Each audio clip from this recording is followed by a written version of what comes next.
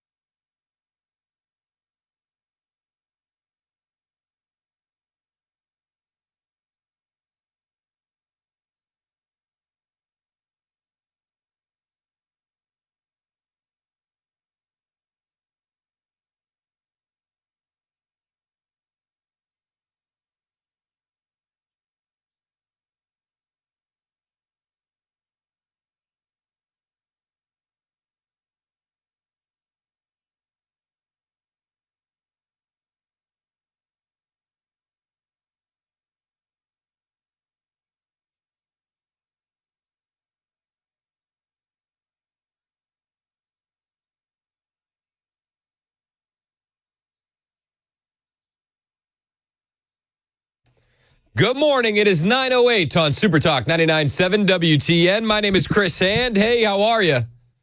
Excited for today, excited for the weekend, excited for our big debate watch party happening on the 27th. Hop Springs. It's going to be awesome. It is going to be awesome. Hop Springs in Murfreesboro. I need everybody in Murfreesboro to come out, join us. It's free. Brian Wilson's going to be doing his whole show down there. Myself, Mandis, Murphy, Wilson, the whole crew, and you watching. Hopefully, most likely, Trump mop the floor with Joe Biden. It's going to be awesome. It's going to be a good day for sure. Well, I'm excited, too, because a lot of the events that we've done have been in, like, Gallatin and Hendersonville and you know, on the other side. Yeah. So Murfreesboro, like, we're looking at Giving you. us some love out here. We're looking at you, McMinnville, Shelbyville, Murfreesboro, Show up. Las Casas, Show up. Woodbury. We want you. We need everybody. Get in here. Plus, this is like our stomping ground. Ken's in Murfreesboro, Mason's in Murfreesboro, I'm in Murfreesboro. Come visit us for a little bit. We need to really turn it up. Rutherford County. For real. Let's go. We want you. Presidential debate watch party. Again, the real party is going to be like 6 to 9, but we're going to be out there starting at 3 o'clock while Wilson's doing his show. It's going to be a blast. More info on the website, 997wtn.com. And, you know, the debate is going to be fantastic. Did you hear that Biden and his team are pushing a new narrative? They're getting a new narrative ready as they get ready for the debate. Politico reported on Tuesday that Biden advisors say they plan to hammer Trump over the coming weeks, aiming to both set up a favorable narrative ahead of next week's debate and keep Trump's felony conviction top of mind for voters. The aggressive messaging strategy, they say, appears in contrast to special counsel Robert Hur's description of the incumbent president when he refrained from prosecuting him in that classified documents case because, you know, he's a sympathetic, well-meaning elderly man with a poor memory. But they released an ad on Monday, the Biden campaign did, as part of a $50 million campaign ad buy for June, according to Politico. And they go through all of the crimes and the lawfare of Donald Trump. And then they say, meanwhile, Joe Biden's been working. Has he, though? Has he? I mean, the guy spent 2/3 of his term on vacation, it feels like. The advertising, you might not have seen it. It's really targeting swing states. But it adds between a convicted criminal who's only out for himself and a president who's fighting for your family. That's their tagline. Biden's communications director, Michael Tyler, said the attacks are the connective tissue that we're building as we approach the debate. So they're connecting that tissue. Yeah, he's not really wandering around bushes in the yard, not wandering aimlessly. He's looking for the competition, trying to strike him down. I know. It's a joke. There's been a lot of talk about the debate. I'm excited about the debate. Carolyn Leavitt was asked, you know, how does Carolyn Leavitt, who's a Trump campaign spokeswoman, she was asked, how does Biden win? If he gets up there and doesn't soil himself and doesn't fumble and bumble over every word he says, then the media is going to declare this a win for Joe Biden. Yep. If he doesn't fall all over himself, soil himself, stumble, mumble, bumble, the media will call it a win. And it's one of those things we have to be careful as Republicans to not set the bar too low for Joe, because we've done this time and time again. Gutfeld said it weeks ago. I heard Mandis talking about it this morning. It's like, if we set the bar too low, anything above it is going to be a win for Joe Biden. President Trump knows what he's getting into with CNN. This is going to be a 3-on-1 debate with 3 people who have not treated him fairly, have lied about him, but he's ready. And it shows his commitment to deliver his winning message to the American public that he's willing to go on CNN. And the real question for Joe Biden's victory is going to be whether he can stand up there and defend his abysmal policies. Can he defend his record high inflation crisis? Can he defend his wide open border invasion that is leading to a loss of life across this country? That will define how well Joe Biden does in this debate. No, she's absolutely right. That's going to define it. Can he really get around the truth of the issue? I mean, let's just look at the headlines since last weekend, especially when it comes to the wide open southern border. We had a Salvadoran illegal alien charged with rape and murder of Rachel Marin, a mother of 5. He entered as a Godaway last year. We heard the story of the Ecuadorian illegal alien charged with the rape and kidnapping of a 13-year-old girl in New York City. He was caught and released in 2021.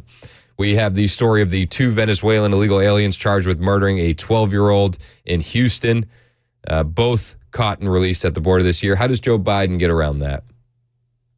How? You can't. If they focus on policy, Joe's going to lose. He's going to lose. if they focus on policy. CBS had a weird report, though. They said expect some surprises from Joe at the debate. But I'm also told that we should expect some surprises as well, because this is such a critical performance for President Biden, not only on the content, but on his physical performance as well. Not only on the content, but on his physical performance as well? What does that even mean? I feel like they were just saying words to fill it up. That's CBS. Expect some surprises on the content and on his physical performance as well. Huh. Weird. Well, we can find out those surprises together at Hop Springs in Murfreesboro as we're watching the debate with the 99.7 WTN crew. Van Jones says Joe Biden actually has an advantage in the debate. And he leans into what I just said and what Gutfeld said, what Mandis said this morning. If we set the bar too low, Biden is going to win because the media will declare him a winner when he doesn't, pass out. But Van Jones on CNN last night said Biden's advantage is because we all think Joe Biden has the potential to fall over or fall asleep. Well, I just want to say that I do think it's to Biden's advantage because they keep acting like he's going to walk out there and fall asleep or fall over. And so just the fact that he's not going to do that. Just the fact that he's not going to do that, he's going to be in good shape. He won't. He's not going to fall over. He's not going to fall asleep. He's going to be juiced up on something. We'll see what that looks like, and we'll see how long it lasts. It seemed to wear out at the State of the Union towards the end, but let's just keep him talking. Keep him talking as long as you can. Van Jones also said Biden has two things working against him, and he goes on to talk about Biden having a full-time job. Biden's got two things working against him. One is the momentum is not there with him, but also... You see how quickly he went over that? The momentum is not there with him, but also, and then he spends the rest of this clip talking about the also. But don't bury the lead. The momentum is not there for Joe Biden, according to Van Jones of CNN. Biden's got two things working against him. One is the momentum is not there with him, but also he's got a full-time job. All Trump's got to do is sit up in court, not fall asleep, and then go out there and say mean stuff about Biden. When you have a full-time job as demanding as a presidency and then have to turn on a dime and spend an hour and a half arguing with somebody who has no responsibilities, that is a tough mental turn for anybody, even a young guy like Obama. So we're going to see. Biden's got a full-time job. Again, he's spent at least, a year of his presidency away from the White House, on vacation, at his beach homes, at Camp David. He gives no interviews to the media. He's got a tough job. He's the glue. Biden is the glue right now for America. And he says, if Biden pulls it off. But if Biden pulls that off, I think it will be impressive for that narrow slice of people who haven't already made up their mind.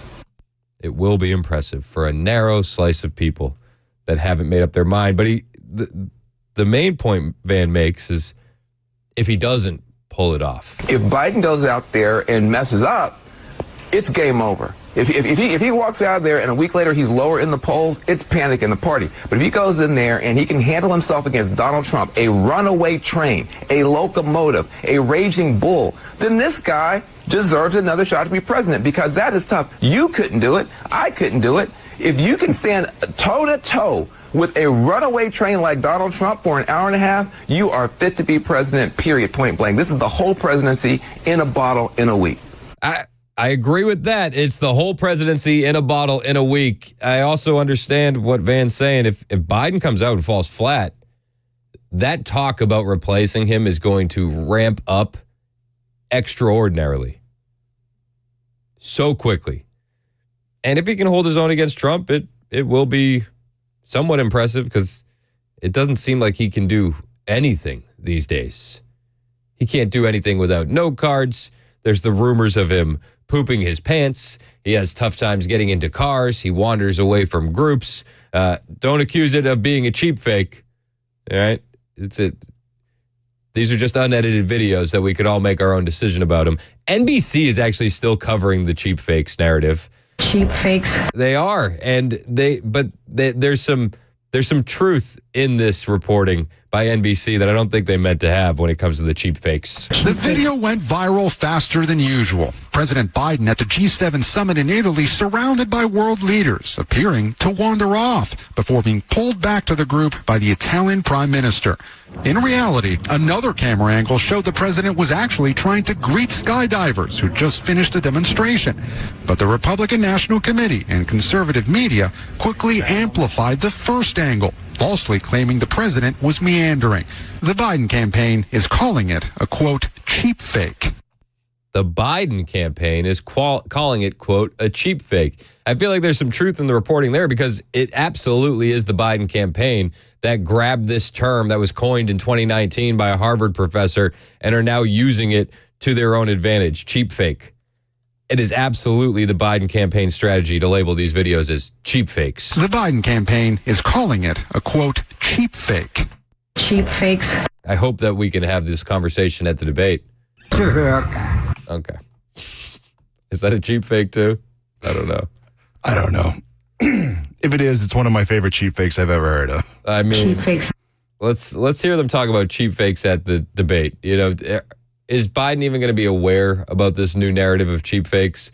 Jamie Harrison, the DNC chair, says that Biden's really going to focus on a message about the economy at the debate. What does President Joe Biden have to do on that stage, in your estimation, to try and sway voters that he is the man to try to fix their economic woes?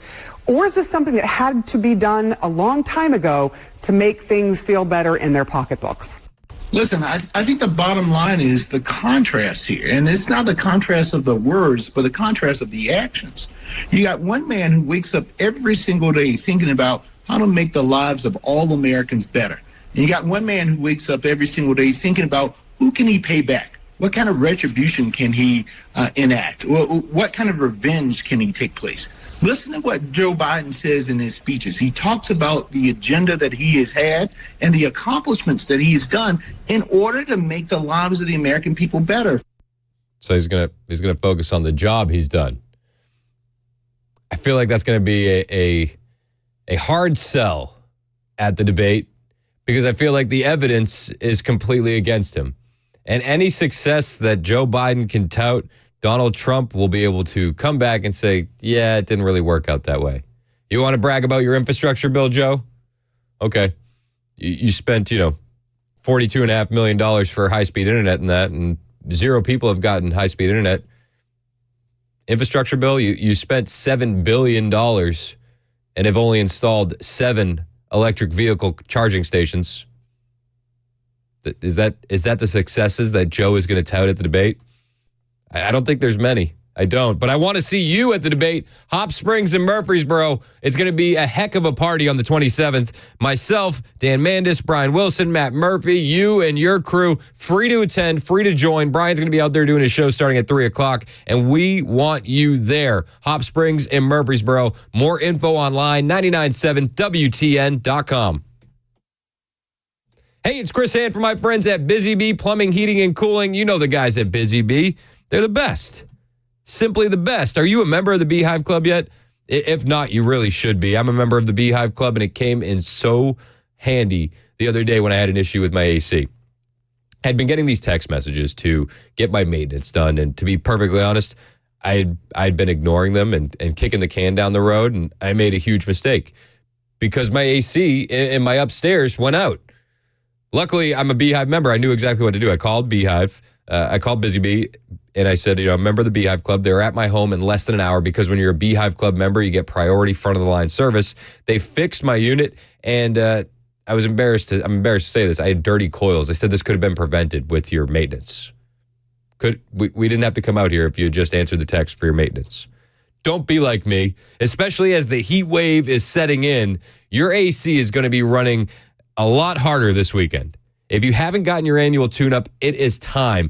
and call them today and become a member of the Beehive Club, because that will take care of the tune-up. When you become a member of the Beehive Club, it's only $99, and it comes with the following: 3 annual tune-ups, 1 for your heating, 1 for your cooling, 1 for your plumbing, 10% discount on all repairs, priority front-of-the-line service, a $100 annual accrued replacement credit with a maximum of $1,000, and no overtime or holiday fees, plus exclusive Beehive member promotions. It will pay for itself right away to become a member of the Beehive Club. Busy Bee's your Rude Pro partner. They'll always come see you on Saturday for those maintenance calls, so you'll never be left dealing with the heat all weekend long. For satisfaction guaranteed, call Busy Bee Plumbing, Heating, and Cooling, 615-775-7833. That's 615-775-7833. Online at busybeehvac.com.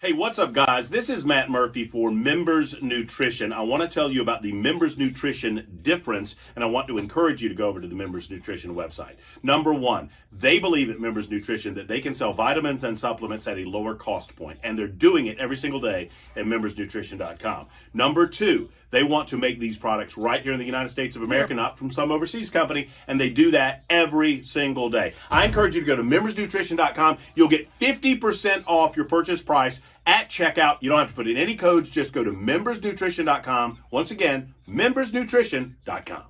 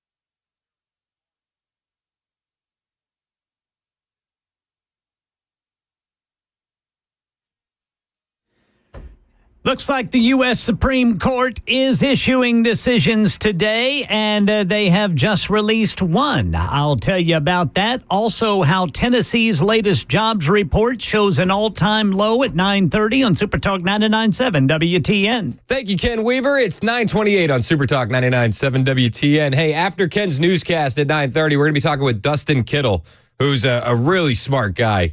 He's a Tennessee rancher, an ag attorney. He's practiced for 17 years in ag, environmental, and federal employment law. His clients have taken on Ford, Verizon, the state of Alabama, other Fortune 500 companies.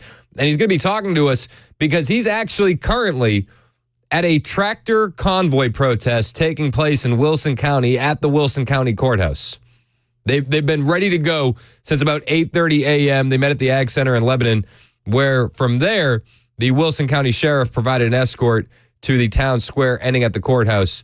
Protesters are there, and they're protesting an international development company based out of Texas, and that company's plan to take 1,400 acres of farmland in Tennessee and turn it into an industrial park. They're not happy about it.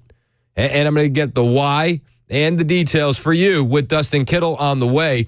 Plus, it's an agenda-free Friday. Lest I forget, anything you want to talk about, we can talk about today on the Chris Hand Show. It's been one of those weeks where the news cycle moves so fast. There are stories we missed or stories you wanted to comment on that you didn't have a chance to. This is your day. Feel free to call in 615-737-9986. It's 9:30 on Super Talk 99.7 WTN.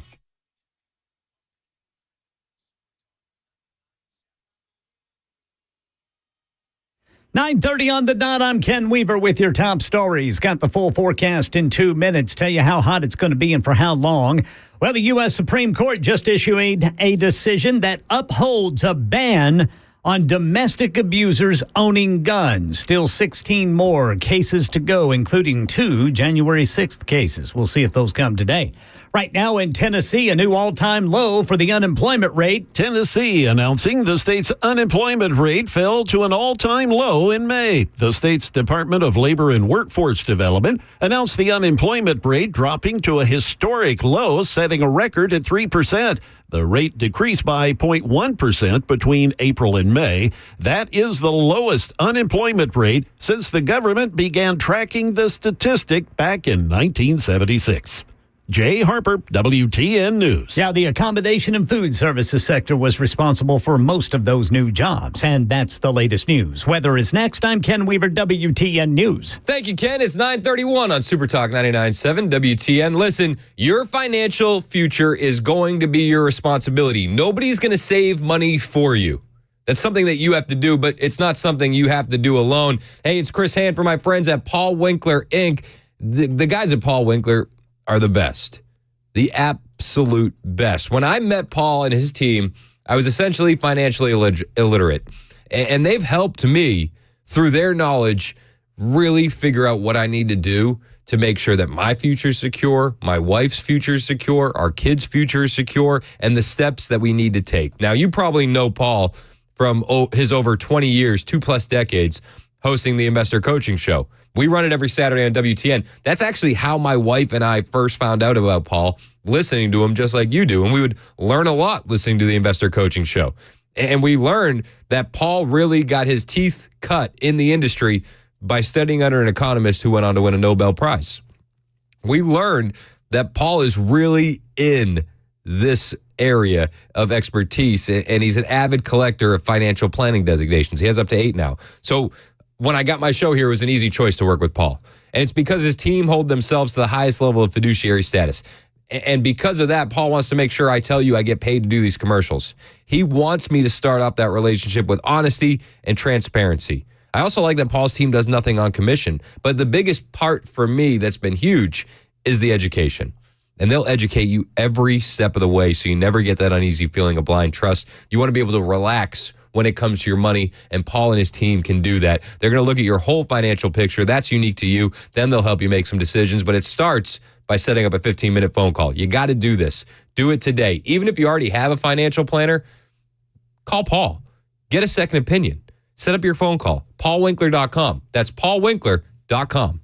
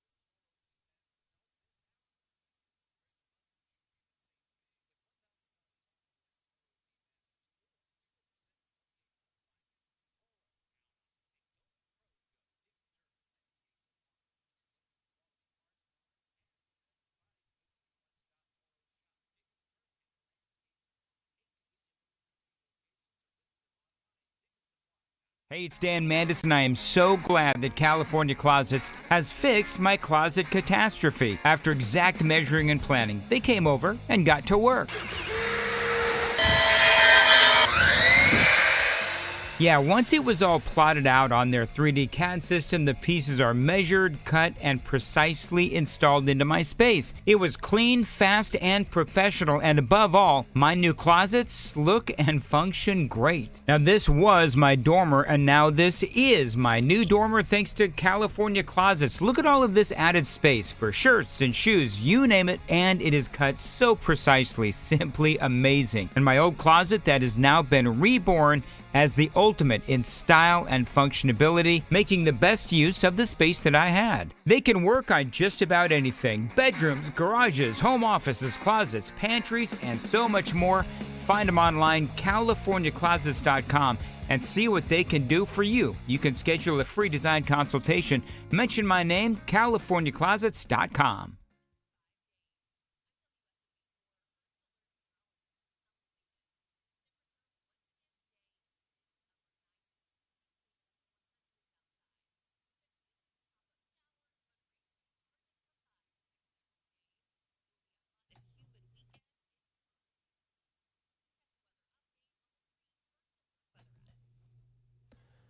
.937 on Super Talk 99.7 WTN. My name is Chris Hand. Currently happening right now, there's a protest taking place in Wilson County.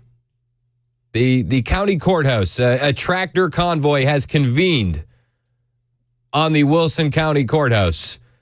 And joining the show to break it all down is Dustin Kittle. Dustin is a Tennessee rancher and an ag attorney. He's practiced for 17 years, environmental law, ag, and federal employment law. His clients have taken on Ford, Verizon, the state of Alabama, other Fortune 500 companies. Please welcome to the show, Dustin Kittle. Dustin, thanks for taking some time, man. Hey, thanks, Chris. I appreciate you having me. How's the protest going so far? Really good. As far as a very strong turnout here, it's a motivated group. They are walking inside the courthouse right now. There will be a planning meeting that will take place at 10 a.m. I have not seen any representatives from the developers, but of course this situation is involving 1,400 acres of farmland that's here in Middle Tennessee over in Wilson County. And the question is whether or not it will be rezoned from agricultural use to an industrial use. Okay, so that's the issue in question. When did this protest get organized, and what are we hoping to happen down there? Yeah, so the protest, as far as how I heard about it, was just in the last few days. It's my understanding that this was something that was organized locally over the last couple of weeks.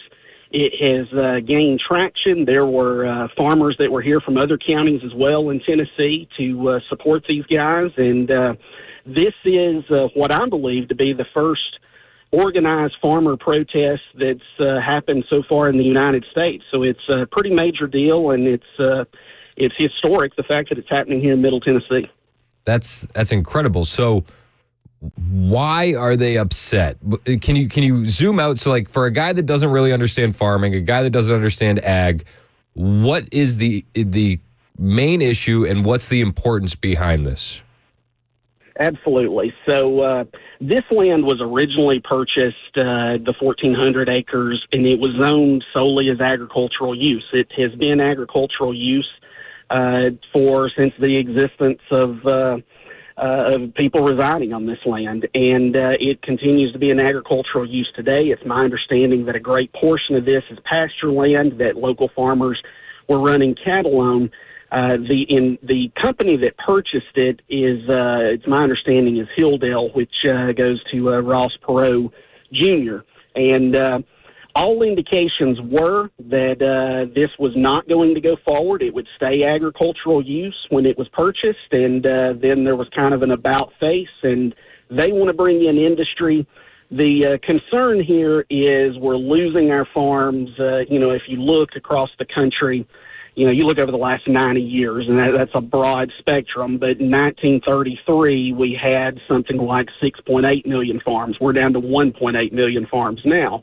And what we're getting at is a food supply issue across the country. And farmers are starting to push back on this, and I think that a lot of people in the community are here who are not farmers because they want to keep this area in its rural character, and they're concerned about industrial development.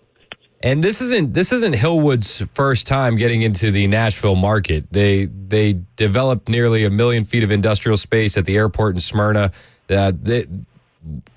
What can we do to actually stop them? Is there stopping them? Do you think that there's hope here that we can kind of shut this down? You know, I think there's hope, and I would say this, that's the reason that you have something like this tractor protest. It's for the optics of it. You want people to know on Hilldale's side that there are concerns here locally. And one of the things that had occurred that I think has really helped this effort take off is the fact that in January, Hilldale's representatives brought the community to a local church here. They explained to them what they intended to do, but had given assurance that if the community did not want that to take place, if they didn't want them to come in here and put in this development, it wouldn't go forward. There was a very strong response that it was not wanted by the community, not wanted by the people in the county, and then the farmers and the local community kind of feel double-crossed in that all of a sudden there is an effort now to adjust this to industrial use with a planned industrial center. It's wild. Now you actually are in this space a lot, and I see the articles pop up that America's farmlands are under attack. So I want to ask the question: is that true? And if so, what can we do to raise the public consciousness about this and bring more awareness? So, yes, it's absolutely true. And, we have been looking at this for, we kind of got involved in this unintentionally. We represented about 200 farmers on a situation involving a farm credit lender. And during that period of time, the U.S. farm credit system as a whole came after us. We had a case 10 years ago against that involved the USDA and some fraud. And what we did not realize back then is that the USDA has essentially hijacked the farm credit system. And the USDA, if you look back over the last 10 years at some of these policies, there is a clear shift towards corporate agriculture. The goal is to consolidate agriculture, eliminate the family farms, so that we have a sole food supply source that's an entity like Tyson. And ultimately, it's beyond politics. It has to do with corporate capture and the fact that these lobbyists have the money to go in there. The farmers don't. But farmers across the country are being squeezed in every single way. And, when you look at the U.S. farm credit system, here's an example of how egregious it is. There are people that are losing their farms who never missed a loan payment. They are being defaulted under some very, very suspect explanations, and the problem is a farmer cannot sue under the U.S. Farm Credit Act, and their only recourse is the United States government. And the United States government, what we found out, we sent FOIA requests. Since 1987, there's not been a ruling in a farmer's favor. What? And so that just kind of tells you how captured this system really is. So you can lose your farm without missing a mortgage payment? Absolutely. And that is, they have a list in their contract of about 13 different events of default. And I'll give you an example. One of our clients, his father was on the deed with him. His father passed away. The son is actually who owned the farm. He was on the deed as well. He was on the loan. One of those 13 provisions said if anybody that was named on the loan passes away, that you were in default. And, that's just, and they did. They actually went out. They told the individual, hey, if you can't come up with the money to pay this loan back, we're going to have to foreclose. And the farmer ended up having to execute a deed in lieu of foreclosure. Jeez. And there is one of the 13 terms, and, when they come after us, and we didn't have any idea that farm credit was in this situation. When they came after us, there is one of those terms that says if the lender decides that you don't have the funds to be able to pay off the loan as far as over the 25-year period, they can make a subjective determination and call the loan due. And that is, obviously, something that's unconstitutional. That's what we're fighting We filed suit against President Biden back in March for this very reason, because the U.S. Farm Credit Administration is denying farmers due process in this, to where you could lose your farm having never missed a payment, and you never really get a day in court. It's unbelievable. And it seems like there's so many different stories about this when it comes to farmlands, and there's always a new one. What do you know about Idaho shutting down water to over 500,000 acres of farmland? Yeah, so that's been a really developing story. We put some things out on my X account, which is at Dustin Kittle, and we've got a lot of traction on it lately, and we put some things out on the Idaho situation. I will say that there are two situations that were going on there. Number one, there has been a water issue in Idaho for a while, but in the background of all of that is that they are trying to start back cobalt mining. And if you look back at the history of cobalt mining in Idaho, the last time they attempted this was the Blackbird project, and it ended up as a Superfund site, and because they contaminated all of the water supply. Well, the issue currently is if you pull the water permits in Idaho, all of these cobalt mining companies are seeking permission to expand on water use. And cobalt mining is a very water-intensive process. The main company that is engaging in the mining in Idaho is not even an American company. It's an Australian company. There was a lot of pushback in that the governor has been very friendly with that mining company in courting them to come into that area. And he is, of course, who had issued the water restrictions. But just as of yesterday, a press release was issued that the water restrictions would not go forward, so the farmers will be able to have water. And I think that, you know, bringing it back to this, like with the protests today, I think that the pushback on that governor, and really social media was a huge part of that. It was on TikTok, it was on X, it was on Facebook to call the governor, and literally 48 hours after it went viral, the governor issues a release saying, just kidding, we're going to turn the water back on. Yeah, so, I mean, for people that don't think they have a voice, never underestimate how powerful it is to share something on social media. Oh, absolutely. You know, like I say, in the last 90 days, we've had 14 million views. And we started that account at a dead stop because after I sued President Biden, within, I think it was 3 weeks, Meta permanently disabled my Facebook account. And we had a tremendous following there. Must be a coincidence. I don't know.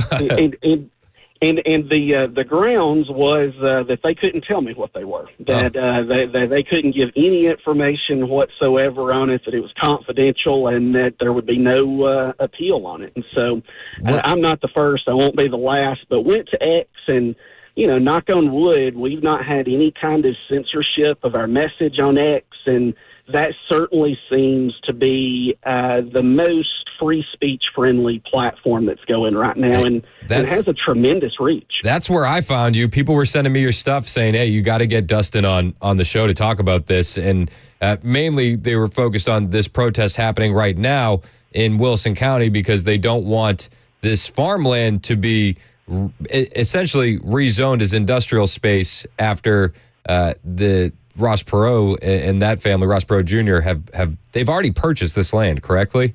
Right? They have, and purchased it under an agricultural zoning. So what would be your response to somebody who says, well, they purchased it, they can do what they want with it? I would say that's true up to the point of the zoning issue. You know, agricultural zoned land would have been priced in the market differently compared to industrial land. And not that there can't be change, but this meeting today is exactly how the process should play out. You have a local county board that's going to decide, is it in the county's best interest to reclassify this land from agricultural to industrial? And you've got the residents of the communities here that have shown up in force to make their position known. So this is a good example of the political process working. We'll see how everything goes on it. But one of the messages that was relayed before the farmers went in, they said, we want this to be a peaceful process. We don't want to disrespect anybody. We just want to convey our position as far as the concerns for the community. So everything so far has been handled the right way, and looking forward to seeing how the meeting goes. Yeah, I'm looking forward to the outcome as well. We're talking with Dustin Kittle again, who's a Tennessee rancher, ag attorney, practicing law for 17 years. Impressive resume. And he's down there at the Wilson County Courthouse for this tractor convoy protest, protesting a scheme to turn Tennessee farmland into an industrial park. When you guys hear word, will you shoot me a text and let me know what the outcome of this meeting is? Absolutely, and certainly appreciate you having us on, and it's just part of the greater purpose in getting the message out, and you know, our goal in this is to save the farms and to save America's farmland, because we're not making any more land, and you know, it's not hard to see when you go to the grocery store. You see what the prices are. The supply and demand alone should tell us that we've got to be able to preserve enough farmland to sustain us going forward. No, I think that this is an important issue, and I think it's a lot of people understand it's an important issue, but they don't understand ag. And I'm one of those people, you know, full disclosure. Where can we find you to learn more, Dustin? Yeah, absolutely. So I'm on X, the X platform, which is formerly Twitter. So you could just Google Twitter and it will pop up. I am at Dustin Kittle. And let me tell you quickly the power of X. Last week we made a post. It gets 1 million views. I get a phone call two days later from the Robert F. Kennedy campaign, and recorded a podcast with him Sunday. And we've made it known, hey, we will talk with anybody, anywhere, anytime. And that just shows you, though, you got somebody running for United States president, and their message gets all the way to them. And from talking to his campaign people, Kennedy himself read the post and forwarded it to them and said he wanted to talk. So that's great. Hey, man, I love to hear it. You know, the more eyes, the more ears we can get on these issues, the better. Dustin Kittle joining us. Thanks so much, Dustin. Appreciate you, man. Thanks, Chris. It's Appreciate it. It's 9:53 on Super Talk 99.7 WTN.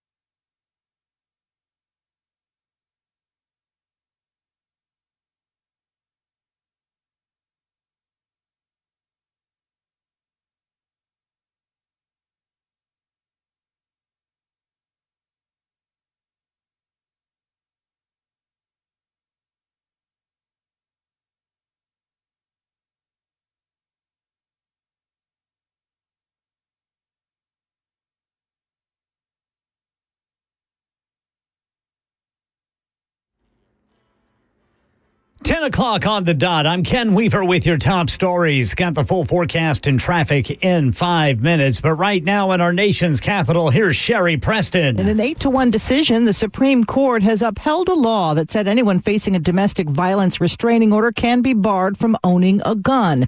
ABC's Brian Clark has more on the background of the arguments. Federal law prohibits anyone under a domestic abuse restraining order from owning a gun. Gun advocates like Aiden Johnston claim that violates the Second Amendment. Judges often issue mutual restraining orders, which disarms both the victim and the abuser at the same time. But Lachey Critchin of Louisiana said that's not what happened in 1996 when she was shot 5 times by her ex-boyfriend. I've lived through what will become a reality for far too many. Brian Clark, ABC News. We are still waiting on some other big cases, including one that will decide whether presidents, including Donald Trump, should have absolute immunity from criminal prosecution for actions taken while in office. Stay with Super Talk 99.7 WTN for the latest on that.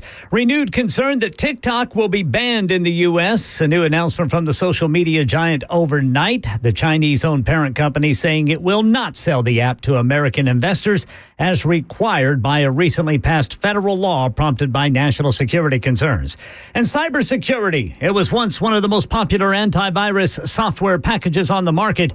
Now, says Jim Ryan, Kaspersky Lab has become a pariah on American soil. The ban on Kaspersky products takes effect in September, giving U.S. customers time to find alternative antivirus packages. Individuals and businesses that continue to use Kaspersky won't face legal consequences, but the Commerce Department says they will be exposed to Russian spying and hacking if they keep it. That is the latest news. Weather is next. I'm Ken Weaver, WTN News.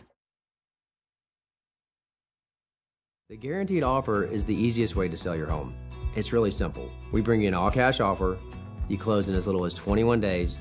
No home inspections, no lock boxes, no open houses. Go to markspain.com to get a guaranteed offer and start packing.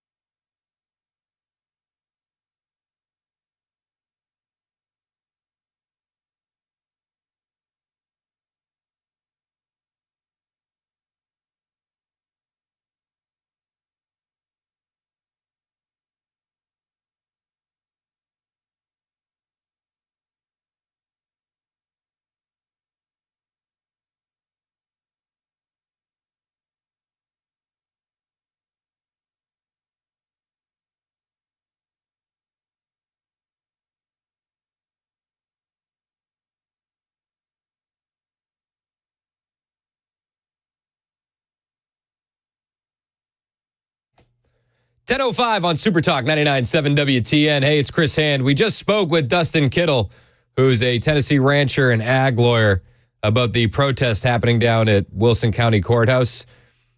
You got to see the video. He just posted a video on Twitter. I retweeted it at Chris Hand on Air if you want to be able to find Dustin. Standing room only at the Wilson County Courthouse for this planning meeting involving the rezoning of 1,400 acres of farmland for a planned industrial development pursued by Hillwood and Ross Perot Jr. They're about to bang the gavel and get that thing started. Dustin has videos of the crowded room and the rows and rows of tractors outside the courthouse. Love to see it. Love to see it. In the meantime, it's an agenda-free Friday.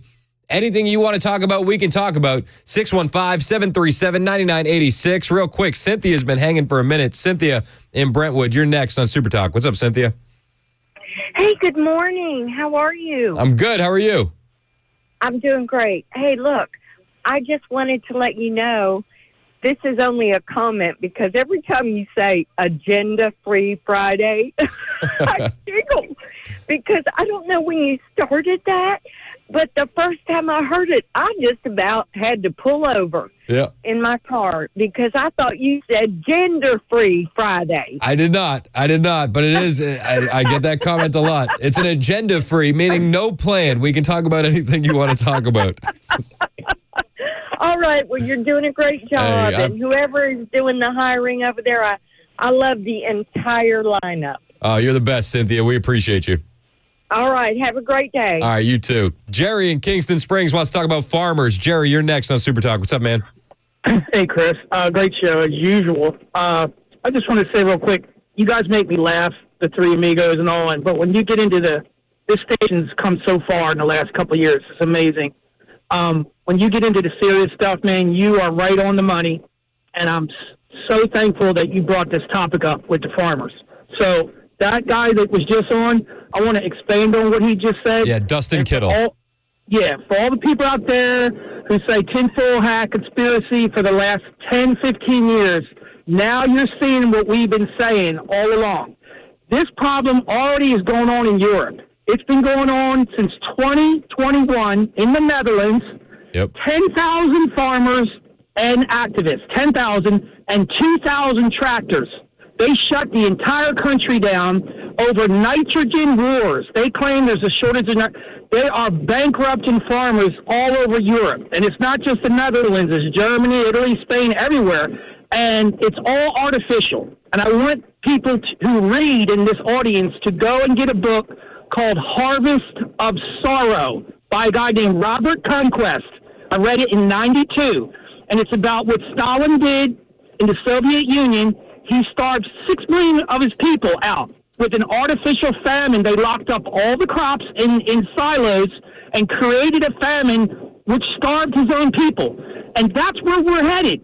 If you don't have farmers, you don't have food. And there is no nitrogen shortage. This is all man-made, created. You could argue all day about who's behind it, but that's what's going on. And he's right. If you don't start getting serious and getting active about land acquisition, like when Obama took Alaska and took 1 million acres and sealed it off from private development or oil drilling, we're done because we need oil, we need food. And those are the things they're trying to take away from us. They don't care. They have what they need, the global elite. We got to get active. And these young generations aren't farming anymore. They can't afford the taxes on the land. He didn't even bring that up. So they can't even afford to pay the taxes, so they sell the farm. Literally, I mean, that's a cliche, sell the farm, but that's what's going on because they can't work the farm. It's too cost prohibitive with the restrictions and then the fertilizer and the nitrogen. It's a serious issue. And land development, they're just building subdivisions everywhere. For what? I don't know. I guess all these illegals coming in, and that's taking up farmland that we should be growing on. So that's just my comment. No. I think it's super important. What the book was called, Harvest of Sorrow. Who is it written by? Robert Conquest, and he's written a lot of really they're huge books. They're like 800-page books, but everything's the bibliographies are like 30 pages. The guy's a top scholar, on Russian history and different things in Europe. But that book I read literally like 30 years ago, and it's so hard to read because it's so scary what they were doing. And it's true. It's all documented. They starved their own people by locking up all the grain. Now, you can look at Ukraine. Ukraine is the biggest producer of wheat in the world. And Russia knew that, and they said, you're not taking our oil lines that go through Ukraine, So that's critical for Russia's existence. So they said, okay, you want to try to take Ukraine, we'll just blow it all up. Now you can't get anything. So it's about grain. Next thing you got to worry about is water wars. All these 8 million illegals they let in, they got to eat and drink too. That's taken from the people that are already here, 300 million Americans. We're going to have water shortages coming up here soon. That was predicted 25 years ago by Alex Jones. So just giving you a heads up, it's not new. Watch what goes on in Europe. Whatever goes on in Europe eventually comes here. Oh, 100%. My dad used to say that to me as a kid all the time growing up. Yes, we're 10 years away. But I will say Chris, this. I love you, man. I love you. Thanks for your show. You do a great job, man. I appreciate you, and I'll give a little hope as Jerry gets off the line. What happens in Europe happens here. Currently in Europe, we are seeing a right-wing revolution, if you will, with conservative leaders and conservative parties rising up the rank through Europe. So there is hope. There is hope. 615-737-9986 if you want to join the show. It's an agenda-free Friday. We can talk about whatever you want to talk about. Lisa in Brentwood wants to talk about the Trump campaign. What's up, Lisa? Hey, I do love your show, too. And I just want to say I'm kind of worried about what they're going to do to Trump to keep him from campaigning. I mean, what if they say house arrest, which, I mean, I just wanted you to help me out here. What do you think is going to happen? Yeah, I mean, I think house arrest is absolutely likely. I do. I don't think that that's going to be off the table. It's funny. I've had a lot of friends that are going to the RNC and they're making their travel arrangements and they're making their flights. And I'm like, oh, well, he gets sentenced on the 11th. Make sure it's refundable, you know? Yeah, I just don't think he's going to let it go because I don't know what to think about the polls, whether they're lying or what. But, I mean, I'm kind of worried because I think if we lose it this time, America's gone. No, I hear where you're at, but I have hope. I don't think we're going to lose it this time. I think that Trump has too much energy and there's too much anger about the way the country's going. I mean, when you see 62% of Americans support mass deportations, when you see the economy in the state that it's in, it's hard to imagine that at least the independents and the moderates are going to lean towards Biden this time. Yeah. You know? Well, I hope so. I pray for Trump, and thank you. Love your show. Hey, appreciate you, Lisa. Call anytime. 615-737-9986. Yeah, I mean, as far as the Trump campaign goes, I think things look pretty good. I do. You see what happened with the fundraising. We had a caller yesterday. It was perfect timing. He was wondering about the fundraising totals. Trump has wiped out Biden's cash advantage. Trump raised so much in May that he's erased the Biden longstanding cash advantage, according to the most recent campaign finance filings with the Federal Election Commission. According to the filings, the Trump campaign and the RNC raised $141 million in May, and they say a significant surge came in the last 2 days of the month after Trump was convicted by that New York City jury on falsifying business records, according to Politico. And those figures are just from large dollar donations. They don't yet include unitemized donations of less than $200, and joint fundraising contributions have not yet been transferred. And at the end of May, Trump had $116.6 million in the bank compared to $91.6 million for Biden. In total, Trump's campaign and the RNC reported over $170 million in cash on hand, overtaking Biden and the DNC. They have just under $157 million. This is according to Politico.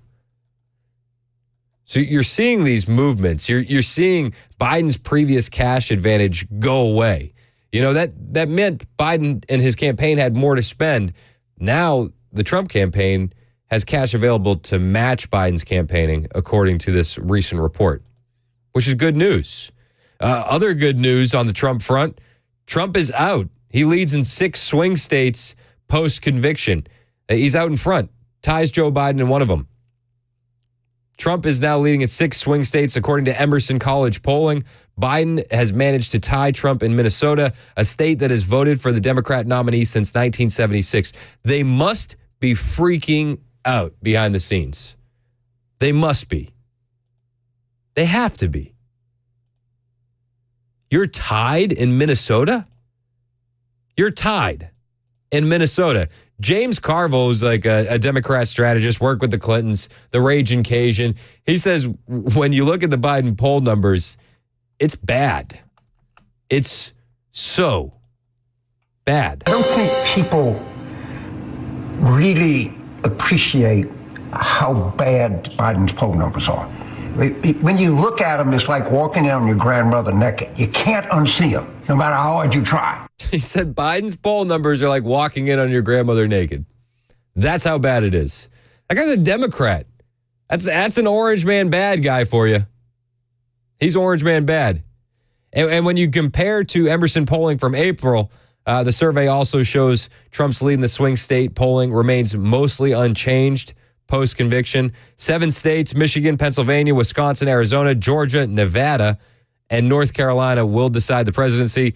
A longtime Democrat advisor, Doug Sosnick, wrote in the New York Times, if Trump wins one or more of Pennsylvania, Michigan, and Wisconsin, Biden's chances of obtaining 270 electoral votes, super narrow.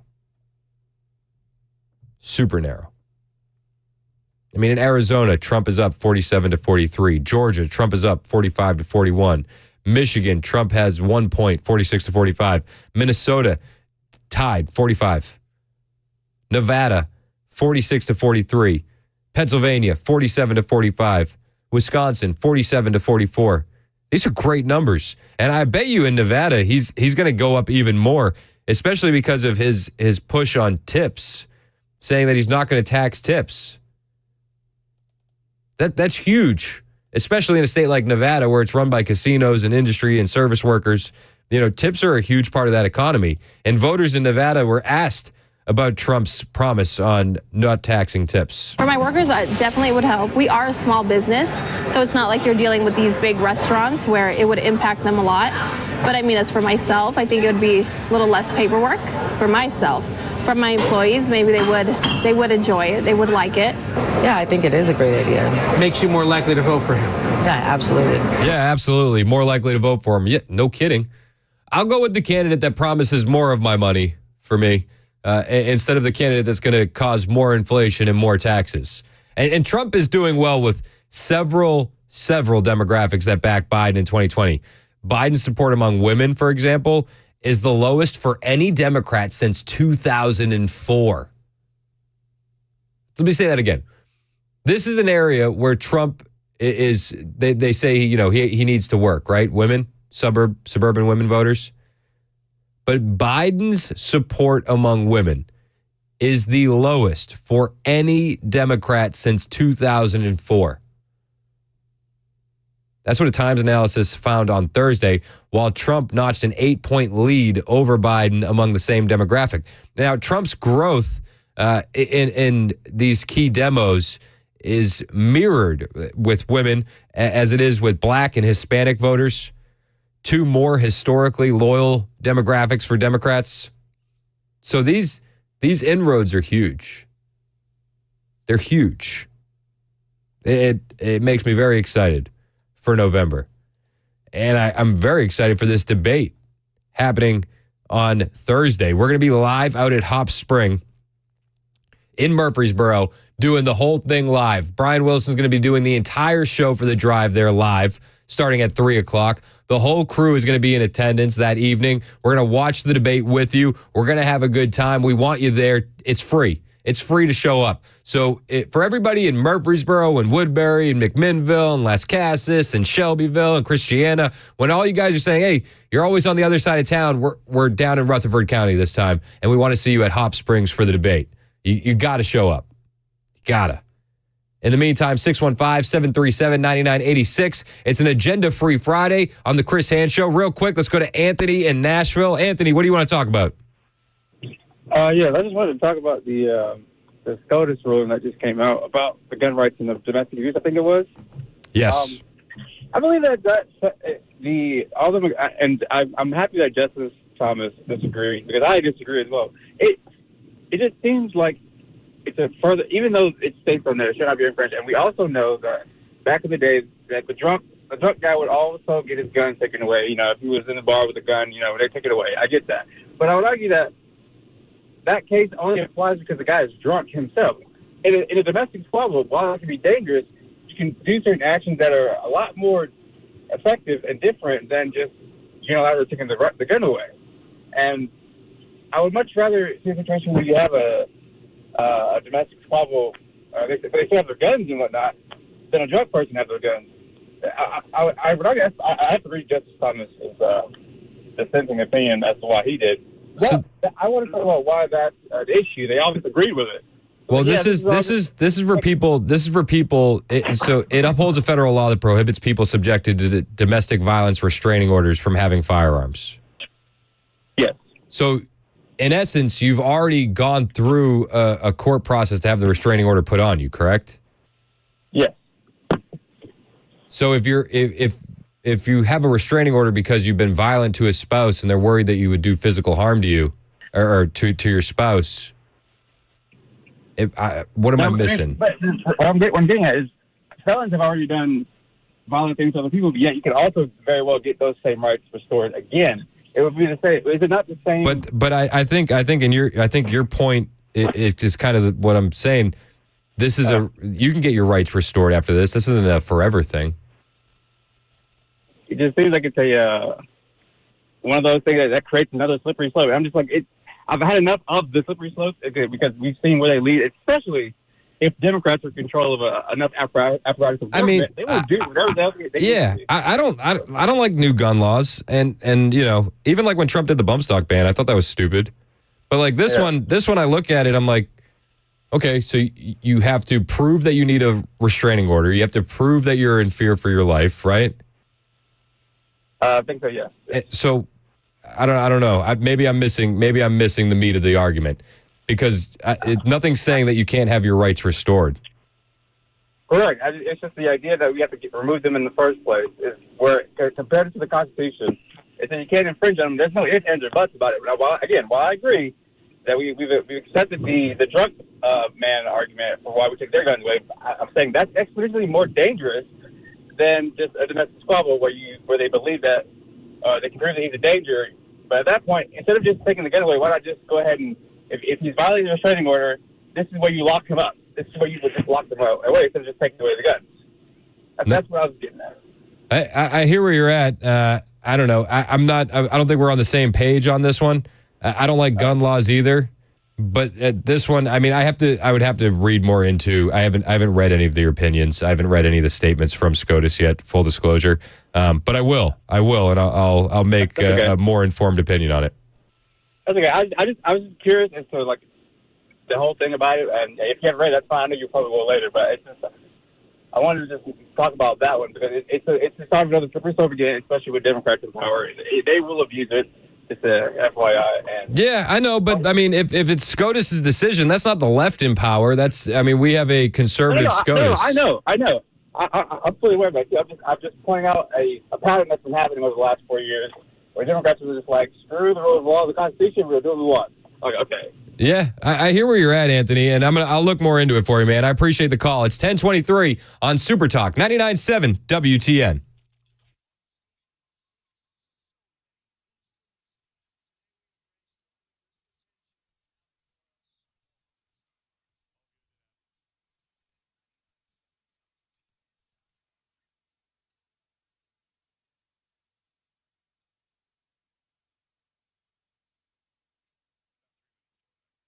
Hey, what's up, guys? This is Matt Murphy for Members Nutrition. I want to tell you about the Members Nutrition difference, and I want to encourage you to go over to the Members Nutrition website. Number one, they believe at Members Nutrition that they can sell vitamins and supplements at a lower cost point, and they're doing it every single day at membersnutrition.com. Number two, they want to make these products right here in the United States of America, not from some overseas company, and they do that every single day. I encourage you to go to membersnutrition.com. You'll get 50% off your purchase price at checkout. You don't have to put in any codes. Just go to membersnutrition.com. Once again, membersnutrition.com.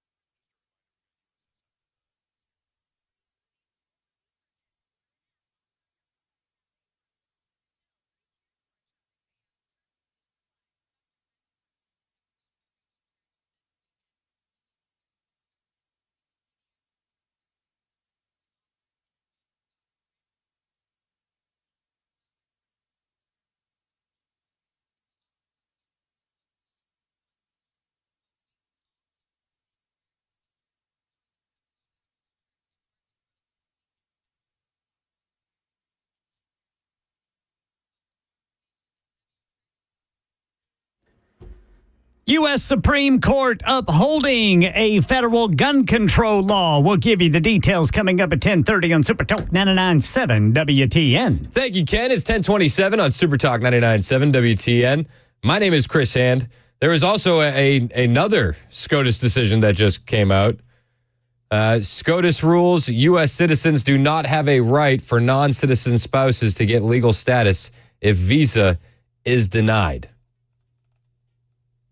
The Post-Millennial has a story. Supreme Court on Friday issued a 6-3 decision in the case of the Department of State v. Munoz, ruling that a citizen does not have a fundamental liberty interest in her non-citizen spouse being admitted to the country.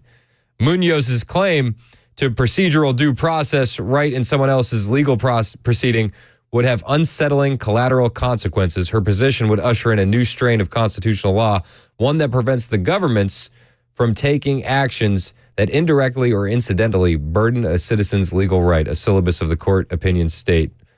Justice Amy Coney Barrett wrote that decision for the majority.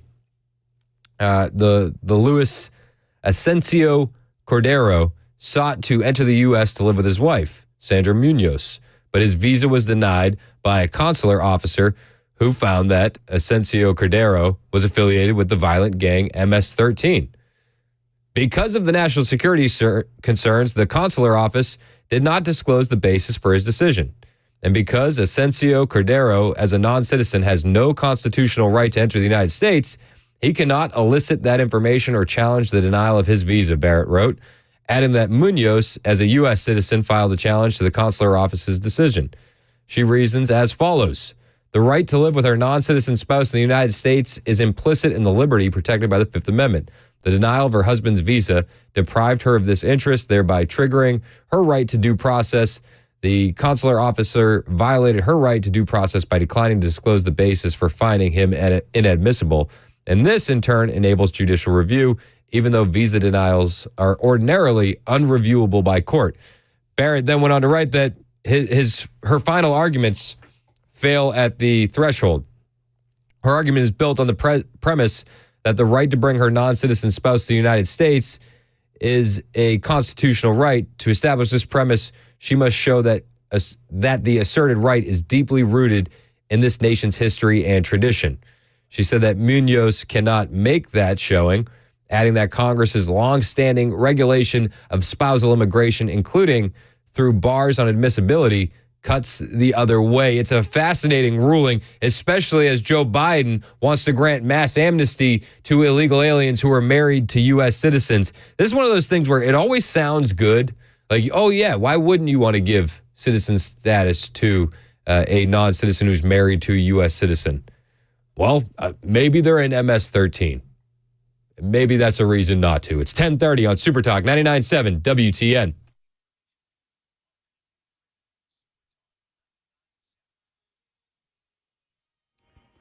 I'm Ken Weaver with your top stories, still tracking what is expected to be heat index numbers in the triple digits. Full forecast in 2 minutes. Well, the Supreme Court today upholding a federal ban on firearms for domestic violence offenders. The 8-1 opinion authored by Chief Justice John Roberts with Justice Clarence Thomas dissenting.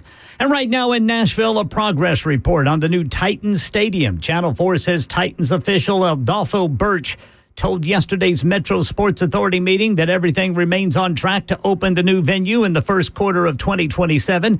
He said crews are now halfway done with excavation where the new stadium will sit next to the current stadium. Concrete expected to be poured before the end of the year. They've spent at least $152,520,100 so far. That's the latest news. Weather is next. I'm Ken Weaver, WTN News. Thank you, Ken. It's Chris Hand here for my friends at USS, United Structural Systems. You know the guys at USS. Maybe you've even had them at your home. If you have, you made the right choice. If you need them, they're the guys to call, because when it comes to these large home repairs, a lot of times we pretend we don't even see the warning signs because you're afraid of what you're going to hear.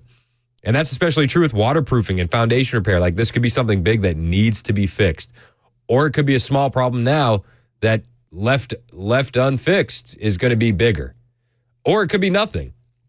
But the bottom line is We don't know, and we certainly don't want to be sold something we don't need. You just want peace of mind. You want somebody that's going to come through and be honest and fair.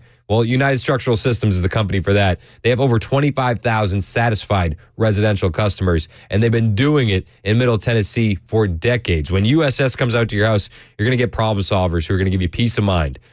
That's so important. You're not going to get someone who's worried about a sales quota or upselling you on the next big thing. That's what peace of mind is. But you want somebody that's going to educate you and help you understand what's happening at your home. At USS, that's their only measure of success. How satisfied you, the homeowner, is, not a closing ratio. And that attitude and that culture is the reason why they keep their employees year after year, from project managers to customer service to production. Some have been at USS for 25 plus years. Like, the same guys stay there because they believe in what the company's doing. So if you have some foundation repair or waterproofing work that needs to be done, call the team that will bring peace of mind with them as well. And if water's getting in, you might have some mold. I know it's not something you want to hear, but on the bright side, USS, who you've trusted in your crawl space for 30 years, is now offering mold treatment. And this is the perfect time of year. If you are having waterproofing issues, that mold is going to come. The humidity is kicking up, and maybe you're already noticing the warning signs. Maybe you're smelling musty smells in your house or increased allergies and respiratory issues. Well, that's a warning sign that you could have mold in your crawl space. Those mold spores will travel up into the home and into the air you breathe. So turn your crawl space into a healthy space with USS's complete microbial growth treatment. They're offering what they call the RTE solution: remove, treat, and cap. They're going to get rid of that mold and make sure it doesn't come back. Call them today, 615-488-7855. That's 615-488-7855. Online at USSTN.com. Hey, it's Dan Mandis, and I am so glad that California Closets has fixed my closet catastrophe. After exact measuring and planning, they came over and got to work. Yeah, once it was all plotted out on their 3D CAD system, the pieces are measured, cut, and precisely installed into my space. It was clean, fast, and professional, and above all, my new closets look and function great. Now, this was my dormer, and now this is my new dormer thanks to California Closets. Look at all of this added space for shirts and shoes, you name it, and it is cut so precisely, simply amazing. And my old closet that has now been reborn as the ultimate in style and functionality, making the best use of the space that I had. They can work on just about anything: bedrooms, garages, home offices, closets, pantries, and so much more. Find them online, CaliforniaClosets.com, and see what they can do for you. You can schedule a free design consultation. Mention my name, CaliforniaClosets.com.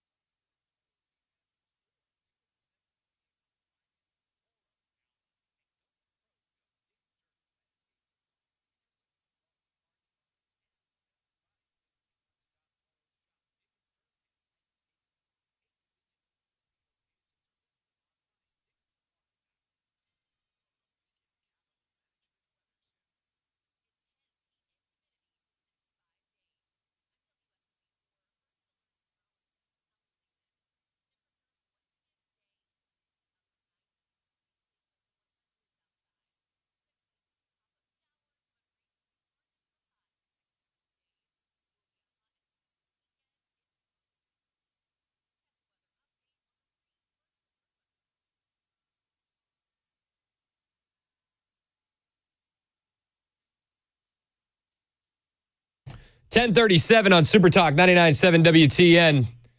My name is Chris Hand, 615-737-9986 if you want to join the show. It's an agenda-free Friday. Anything you want to talk about, we can talk about.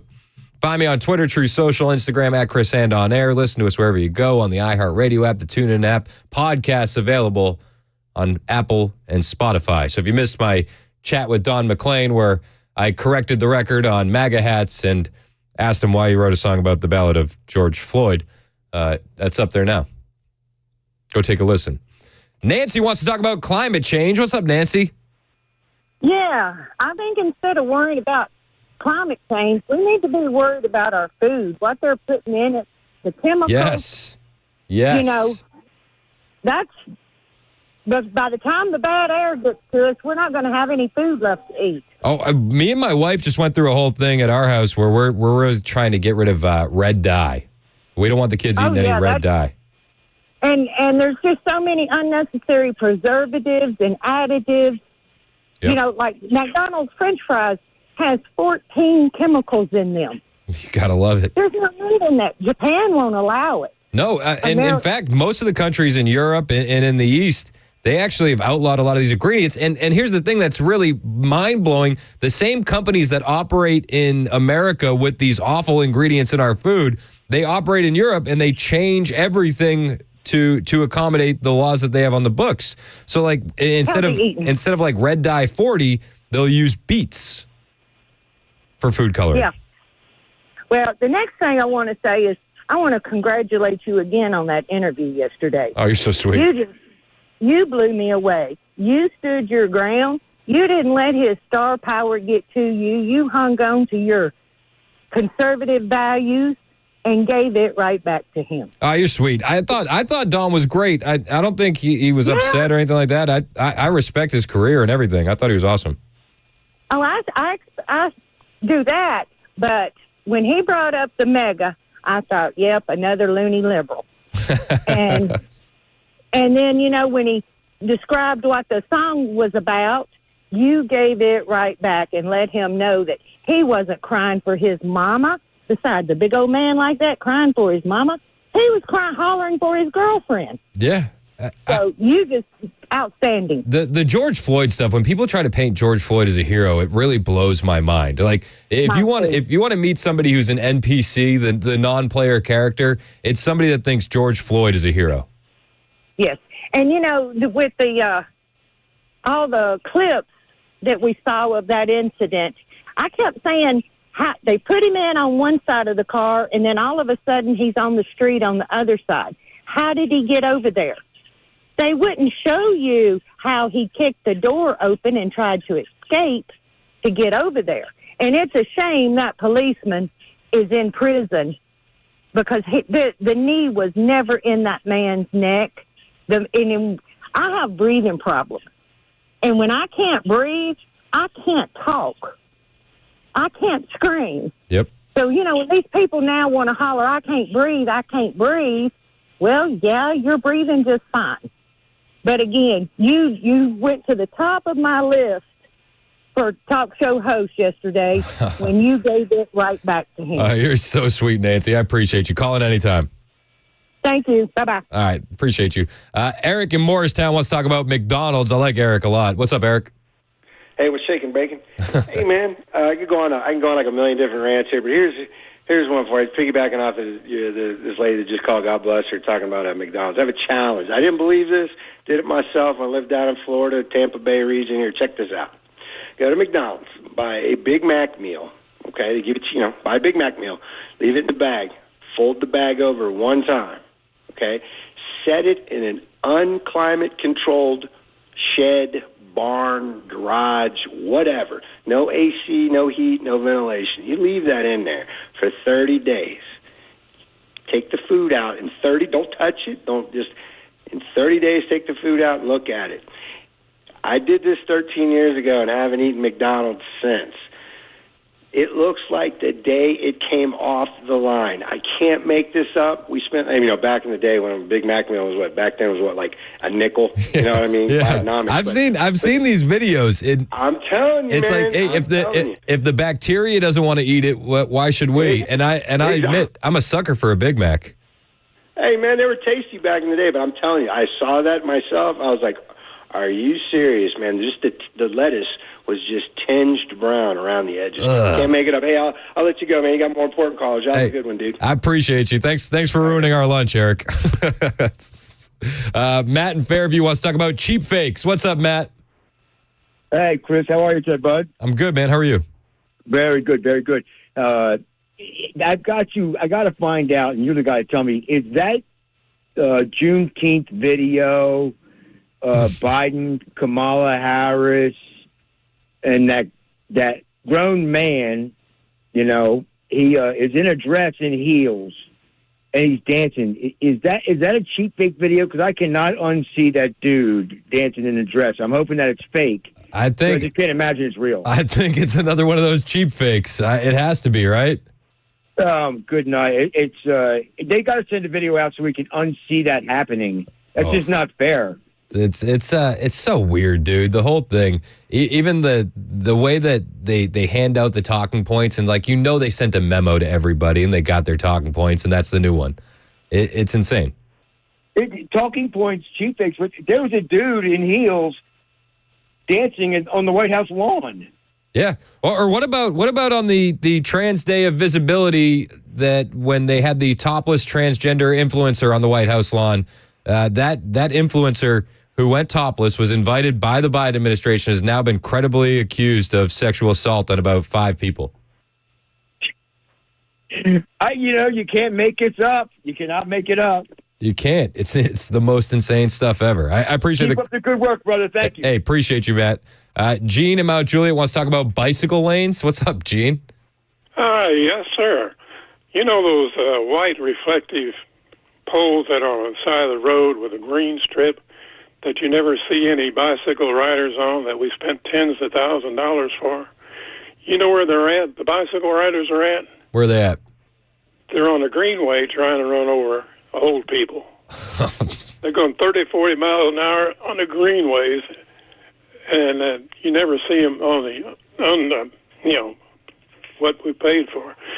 So I think they ought to have a bicycle license on their bikes, a bicycle endorsement on their driver's license, go to a safety class, have liability insurance, have a warning device on the bike, so when they sneak up on the old people, they can give them a little bit of warning. Have a speed limit on the greenway, and have speed bumps on the greenway. Hey, that's a plan, Gene. I appreciate you calling in to endorse more government.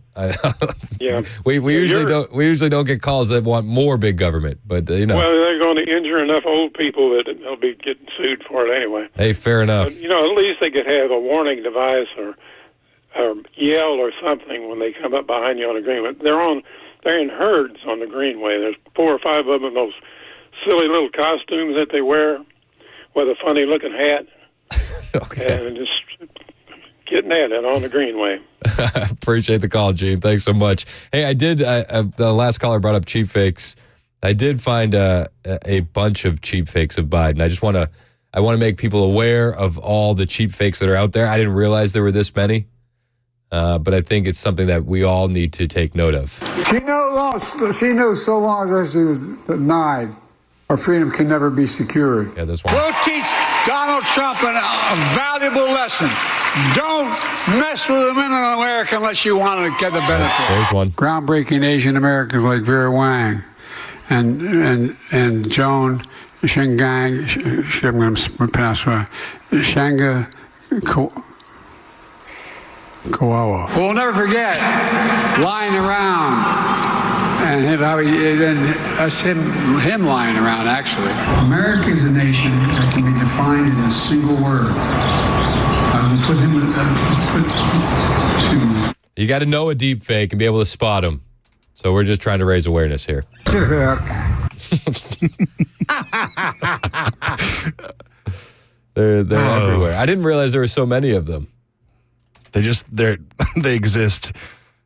You could probably swing a medium-sized stick and hit one on a corner for sure. Groundbreaking Asian Americans like Vera Wang and Joan Shengang, I'm going to pronounce her, Shanga Koala. That space is, oh my gosh. Goodness.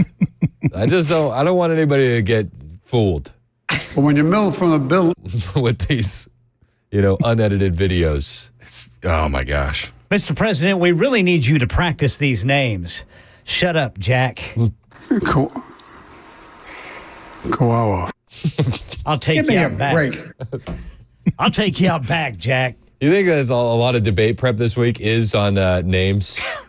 Pronunciation for sure. Do you think so? Dude, Apple. Apple. What are they doing, man? I mean, I can only assume that they're figuring out which cocktail is the best. Yeah. I feel bad for his staffers that have to be around him for that. I do. Yeah, it's rough. I trying to carry on, trying to have him speak on stage for that long is hard enough. Trying to have a conversation must be impossible. It's insane. And they'll call it cheap fix all they want. Trump is ahead in the polling in a lot of these swing states, tied in Minnesota, don't you know? That's pretty big. And Independents in New York, a new poll actually shows that they backed Donald Trump over Biden by double digits. Yeah, while Biden's holed up, Trump's out there drawing crowds at rallies. Koala. Hey, but you know what, dude? He's working circles around the staff, man. He is. I mean, they can't keep up. They can't keep up with him. He's so sharp.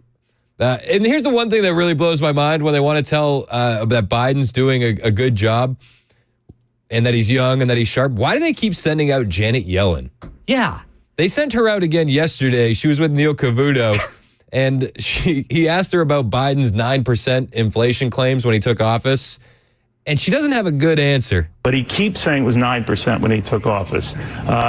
You're the top money person in the White House, and you know that was not the case. Have you ever tried to pull him aside and say, Mr. President, just so you know, inflation was not that high when you took office? Well, look, the pandemic had hit the economy, hit America and the world with full force at the time that President Biden assumed office. And which is why it was so low, right? Which is why it was so low when he took office. So I know that fact was behind that and what was going on, and you're quite right to point that out. But he doesn't. He doesn't say that. Well, inflation hit 9% at its peak. 16 months after he took office. That was due to inflation was lower before the pandemic. That's absolutely true. Oh, weird. That's who they sent out. She's a real firebrand. She's, don't mess with Yellen. And then she admits it right at the end. Yeah. Inflation was lower before the pandemic. That's absolutely true. Okay. Good to know. That's what we've been saying. Mr. President, who is your Treasury Secretary? Jeez. Yeah. Do you think he knows? Do you think he knows? What a stupid son of a bitch. James Yellen. Yeah. I mean, think about the energy and the fire with Janet Yellen. Inflation was lower before the pandemic. That's absolutely true. Well, I'm not sure you should assume I'm not corrupt. Fair enough. It's 10:51 on Super Talk 99.7 WTN.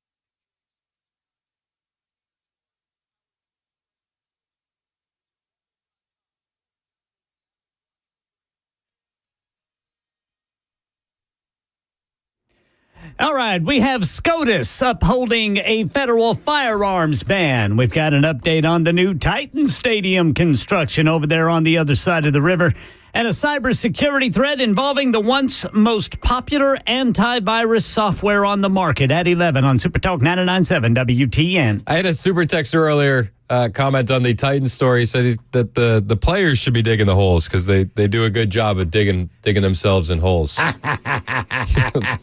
It's 10:58 on Super Talk 99.7 WTN. I'm Chris Hand. Rob in Nashville wants to talk about smaller government. I like the sound of that. What's up, Robert?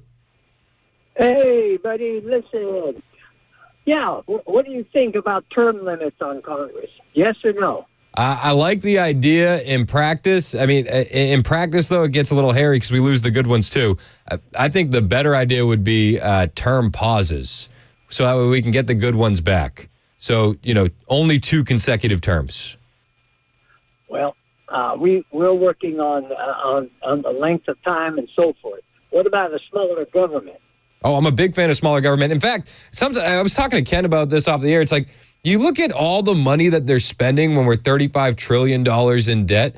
I don't want a taxpayer-funded Juneteenth celebration. I don't want a taxpayer-funded Christmas celebration. I don't want taxpayer-funded Easter parties. Like, we need to go as bare bones as we can. The interest on our debt payments is more than we're paying for military defense. It's insane. Absolutely, yeah. So you're in favor of smaller government and a balanced budget, then? Yeah, pretty much. I think everybody can be in favor of that. Okay, let me ask you then. Why have you signed our petition? What petition? Conventionofstates.com.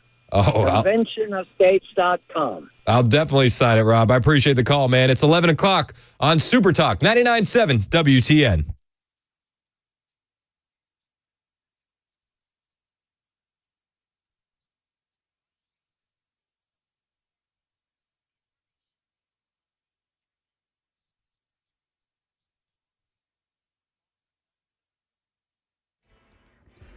Eleven o'clock on the dot. I'm Ken Weaver with your top stories, tracking what is supposed to be some triple-digit heat index numbers over the weekend. Full forecast coming up in 2 minutes. Right now in Scott County, Kentucky, the search for an armed and dangerous fugitive last seen remains underway. The Marshal Service giving an update this morning on the search for Nathan Genter, saying there's no indication he has left the Scott County, Kentucky area, and they are continuing to track down leads. Keep an eye out there for suspicious activity. Right now in our nation's capital, Sherry Preston on the latest Supreme Court ruling. The Supreme Court has upheld a federal law stripping gun owners of their right to keep their firearms when they're subject to a domestic violence restraining order. ABC's Terry Moran is outside the court. 8-1, 8 of the justices on board with a decision that limits the reach of the Second Amendment's guarantee of the right to bear arms. This is a Supreme Court that has been extremely friendly to gun rights claims. This case is different. ABC Chief Law and Justice correspondent Pierre Thomas with the bigger picture. This is an enormous relief for advocates for domestic violence victims. So far this year alone, 952 people have been murdered with guns involving domestic violence.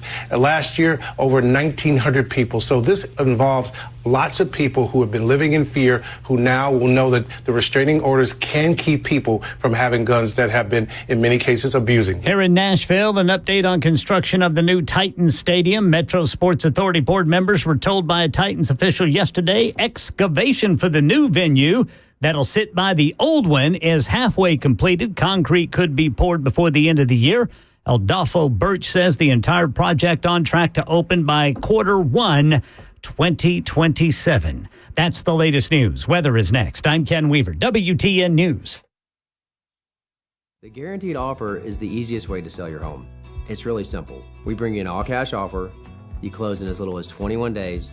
No home inspections, no lock boxes, no open houses. Go to markspain.com to get a Guaranteed Offer and start packing.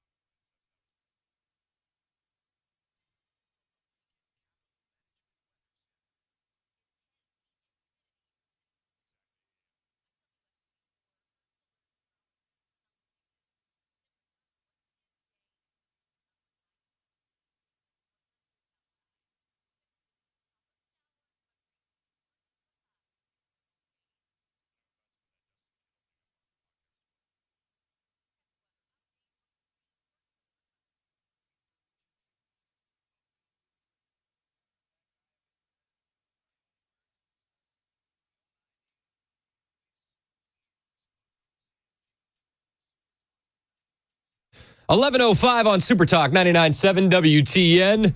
The rematch is, 6 days away? The debate between Donald Trump and Joe Biden. We're going to have a huge party. Huge. The biggest parties are thrown by WTN. We're going to be at Hop Springs in Murfreesboro. A lot of people have said, we love that you guys are doing stuff in Gallatin and in Hendersonville and on that side of town, but come on down to Rutherford County. That's my stomping ground. That's Mason's stomping ground, Ken's stomping ground. We see you guys out there, and we have secured a location in Rutherford County. So we want you to come join us for the debate. It's going to be fantastic. Brian Wilson's going to be doing his whole show out there. Myself, Mandis, Murphy, Brian, we're all going to be down there watching the debate with you. So everybody in Christiana, Shelbyville, Las Casas, let's go down the line. McMinnville, Woodbury, Murfreesboro, Smyrna. Come on out. Hop Springs. You guys know where it is. It's an awesome venue. It's going to be fantastic. It's free to attend, and there's plenty of room for everybody, and we're going to watch the debate together. Big hype. One of the areas of focus for the debate has to be the wide open southern border. It has to be. And just this week alone, the headlines we've gotten have been horrific. A Salvadoran illegal alien charged with rape and murder of a mother of 5, Rachel Marin. He entered as a getaway last year. An Ecuadorian illegal alien charged with rape and kidnapping of a 13-year-old girl in New York City, caught and released in 2021. 2 Venezuelan illegal aliens charged with murdering a 12-year-old girl in Houston, both caught and released at the border this year. This is where Trump needs to lean in. He has to. He's going to win this argument every time. Joy Reid had on Rep. Jayapal last night, and they were talking about the crisis at the border, and they had the audacity to say the right are just fear-mongering and creating a fear-mongering narrative when it comes to the border. Do I have to repeat the headlines again? A mother of 5 raped and murdered. A 13-year-old girl raped and kidnapped. A 12-year-old girl murdered. We get stories like this all the time. But the left wants to convince their base that it's a fear-mongering narrative. There's a lot of fear-mongering. There's a lot of fear-mongering, absolutely. And I think it's kind of remarkable that the polls I look at, the national polls, actually Americans still support immigrants. They support immigration. It's just that they would like to see a system that actually works and that can keep them safe and secure.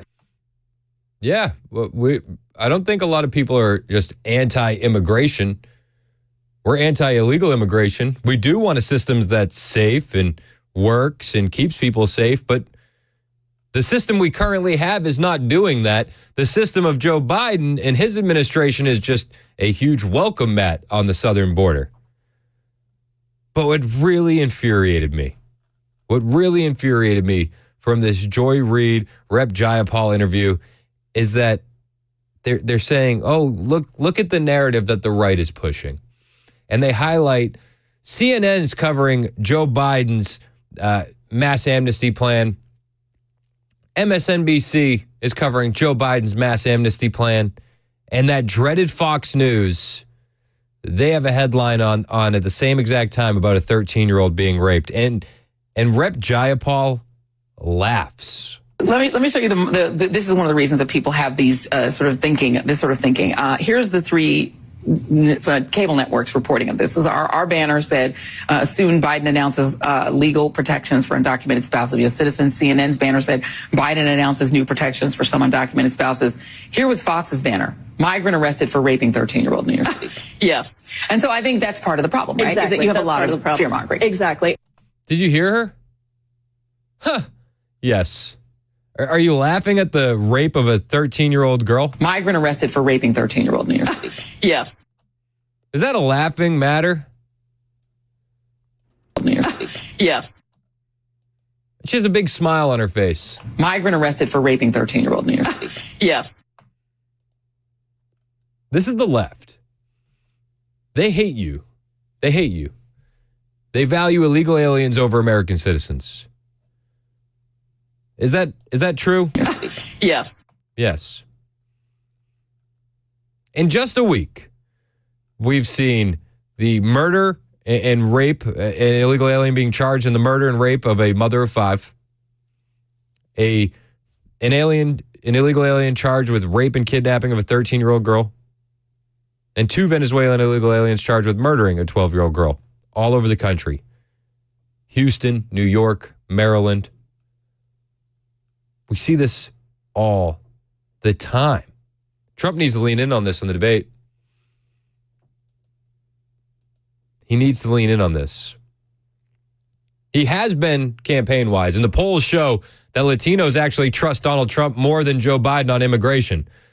Latinos trust former President Trump more than Joe Biden on immigration, according to an Equus poll released on Thursday. The poll showed that of 1,592 Latino registered voters in 7 battleground states surveyed, 41% say they trust Trump on immigration compared to only 38% who trust Biden.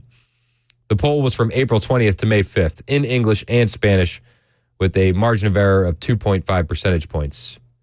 Carlos Odillo, co-founder and senior vice president for research at Equus Labs, said Democrats no longer hold the advantage they once did with Latinos on immigration. This is according to Axios. He also said the problem for Democrats and Biden is great uncertainty in support for the president among Latino voters. This is a big issue. There are 36 million Latinos eligible to vote in 2024. And once reliably Democrat voters, Axios reports, many Latinos are increasingly identifying as independent and working class voters are leaning more toward the GOP. The outlet said various Axios Ipsos Latino polls show the top issue for Latinos has consistently been inflation of the economy, while immigration is lower on the list of concerns. Well, if the top issue for Latinos is inflation or the economy, Trump's got them there too. Dave in Hendersonville wants to talk about the debate. What's up, Dave? How you doing, buddy? Good, man. How are you? I'm good, all right. It's another day in the beautiful neighborhood. You're talking about Trump leaning in on Biden over the border. I agree with you 100%. I think we may have a problem with that. With CNN hosting the debate, I can see them cutting him off, helping Biden out, not giving him the time to talk about it and cutting him off.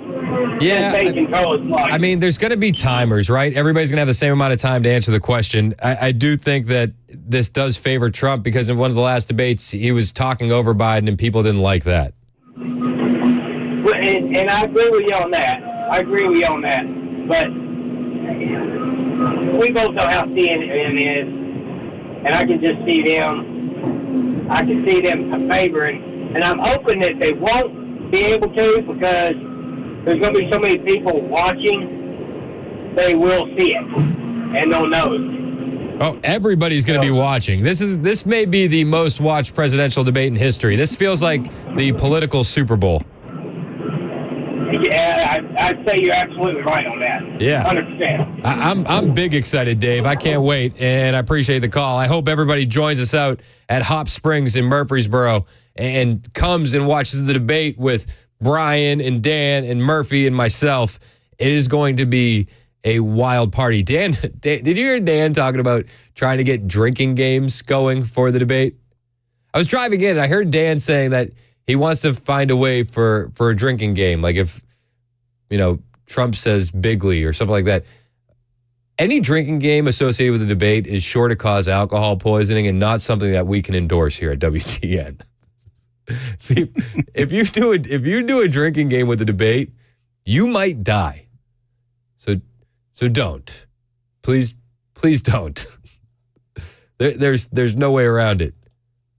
But the border, there's no way around it for Joe Biden. There's absolutely no way around this issue. He can't win this argument. And he sends people out. He sends people out to do the talking for him. Janet Yellen was also on with Neil Cavuto talking about the border as well as the economy. This was yesterday. I really don't understand why they send Janet Yellen out, but they do. And it actually gives us some great clips. I am wondering, though, isn't the better solution, and maybe it addresses what you're doing here, Secretary, to just shut down the border entirely? Yes, that would be the better solution, Neil. But we're dealing with the left. They got to get those voters. Just lock it down. That's what Donald Trump wants to do. What do you say? Well, my concern today is with fentanyl trafficking, drug trafficking, and I'd say but if it's shut down, you know what I mean, Secretary? If it's shut down entirely, then there goes the trafficking, right? Well, look, the most impactful tool we have is to put in place sophisticated drug detection equipment, and that's what President Biden has done, is not to shut down the border entirely. That's what President Biden has done, not to shut down the border entirely.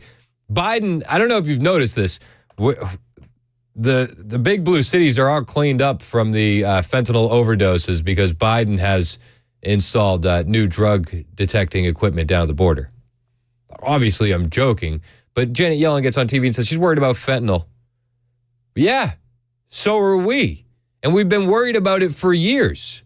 But you negate to say that people are being murdered, children are being raped because of the wide open southern border, because you're catching and releasing dangerous animals into this country. Janet Yellen, she's different. She is different. Meanwhile, in actual border states, every state's a border state now because of Joe Biden's wide open border. Every town is a border town. But in actual border states like Arizona, voters actually want mass deportations and troops at the border. Most Arizona voters would support a policy deporting illegal aliens and sending troops to secure the United States southern border. A recent survey from Rasmussen Reports finds. The overall survey showed border security is one of the top two issues for voters in Arizona, second to only the economy. Among Republicans in the state, specifically, border security emerges as the top issue. And it is the second issue of importance for independents. It is not one of the top two issues for Democrats, who choose abortion as the top issue, followed by the economy. But given these realities, Breitbart reports, the survey asked respondents if they would support or oppose sending troops to the southern border to stop the flow of the illegal immigrants. Across the board, 62% either strongly or somewhat support this action. Of those, 37% strongly support it.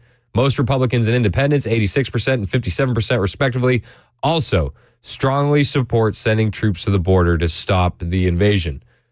Further, the survey found that 56% overall would either strongly or somewhat support a policy of deporting all illegal aliens. Of those, 35% strongly support such a policy. By party, 82% of Republicans, 43% of independents, 37% of Democrats at least somewhat support deporting all illegal aliens.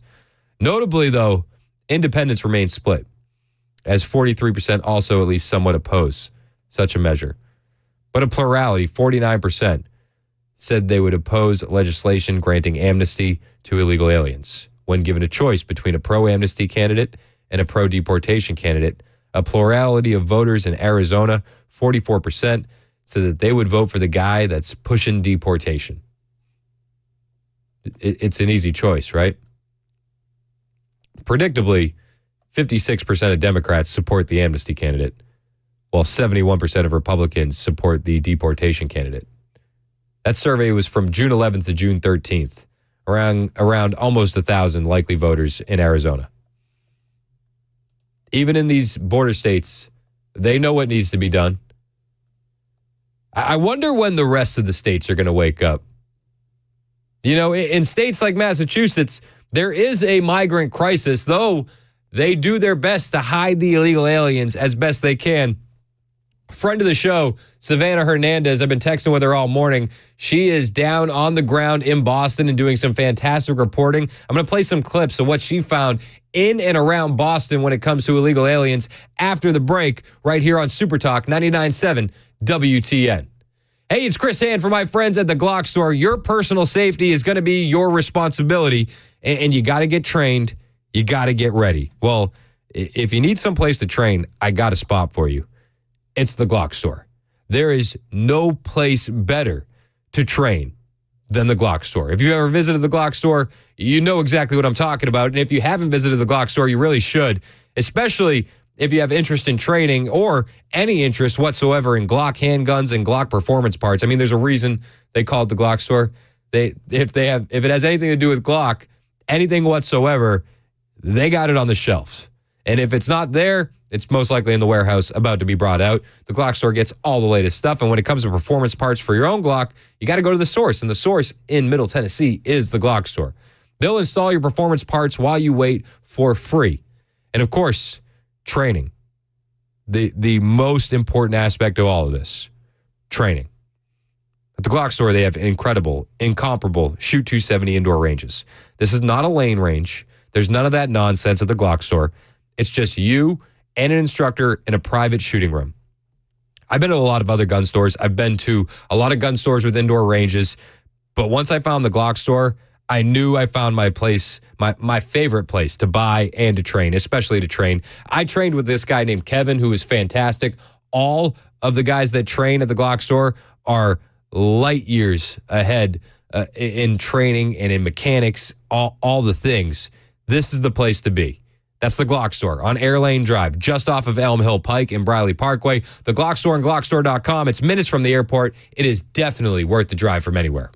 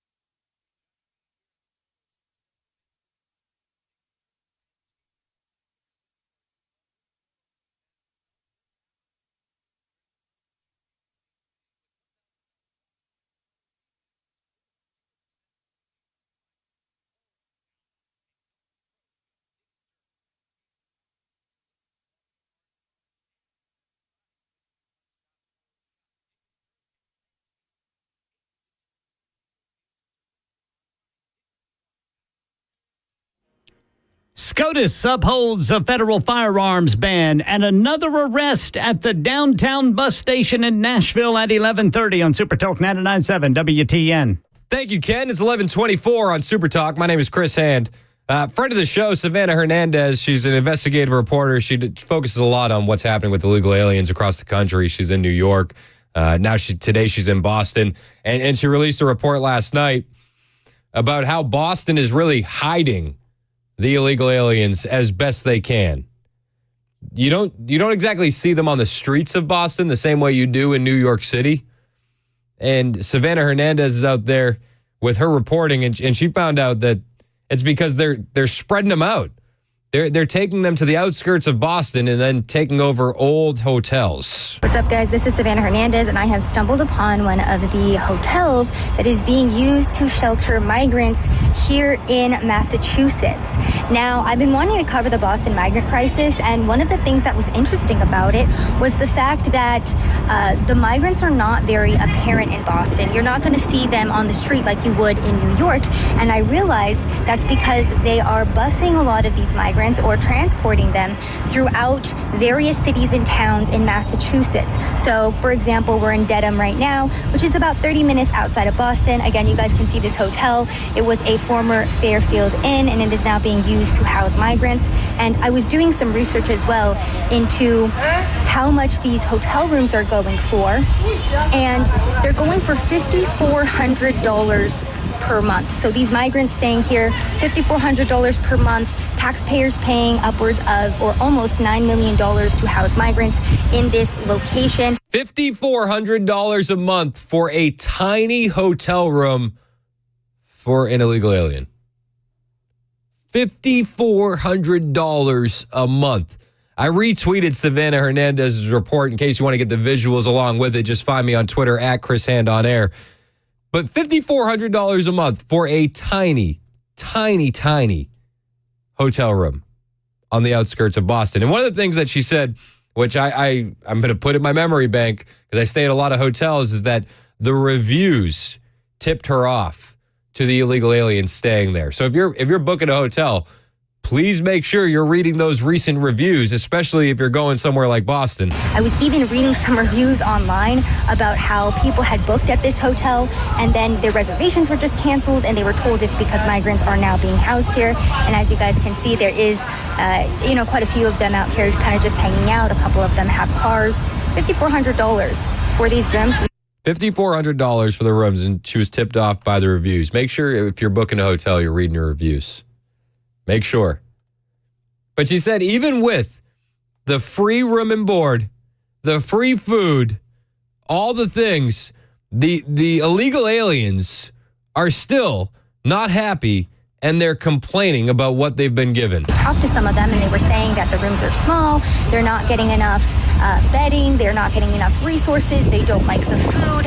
So this is one example of what's happening here in Massachusetts. Norfolk, another good example of how these migrants that you might see at the Logan Airport are being shipped throughout the state. So in Norfolk, that's a town of a little over 11,000 people, and they have 450 migrants coming their way. So again, that's how they're kind of keeping this crisis a little bit more under wraps, as opposed to what you might see in New York, where the migrants are all sleeping on the street. They're busing them to all of these other little areas. Savannah Hernandez does amazing reporting. I love it when she's able to call into the show and give us a firsthand account of what she sees. But she does this reporting all the time, and she finds exactly what's happening, where it's happening. And she talked about Norfolk there. We've mentioned Norfolk, Massachusetts. That's where they're going to be repurposing an old prison, or at least attempting to house illegal aliens. That's where this town of 11,000 people are going to have an influx of almost 1,000 new students in the public school system. Insanity. Absolute insanity. Kevin in Nashville, you want to talk about illegal aliens. What's up, Kevin? Hey, Chris. Hey, she is reporting on some of the stuff that this guy J.J. Carroll, and I keep saying you guys got to get him on there. He's a former Border Patrol agent. He was reporting on some of that stuff. He wrote about some of it in his book. He said some parts of New York City look like a third world slum. Oh yeah, it's insane. And it's all being done at our expense because he says the NGOs are paying for the moving or shipping the illegals around because the government doesn't have the apparatus. So he said the government is writing huge checks to these NGOs to ship them around. Make no mistake, the government is funding human trafficking.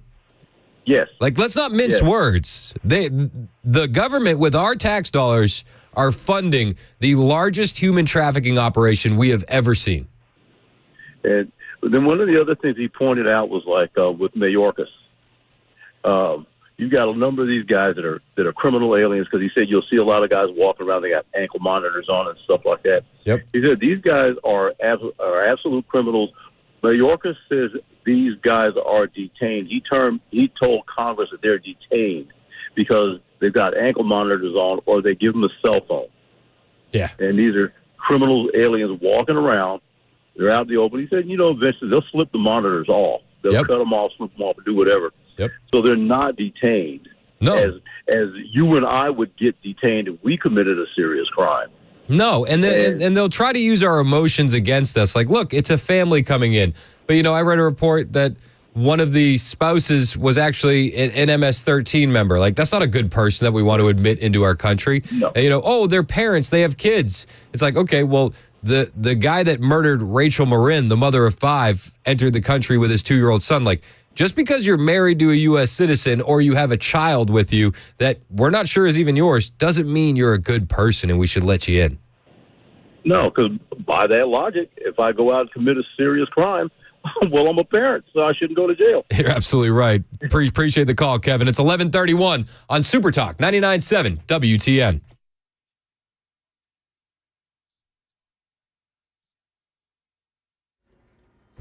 I'm Ken Weaver with your top stories. Going to tell you about this heat coming during the full forecast in 2 minutes. Right now, the Supreme Court today upholding a federal ban on firearms for domestic violence offenders.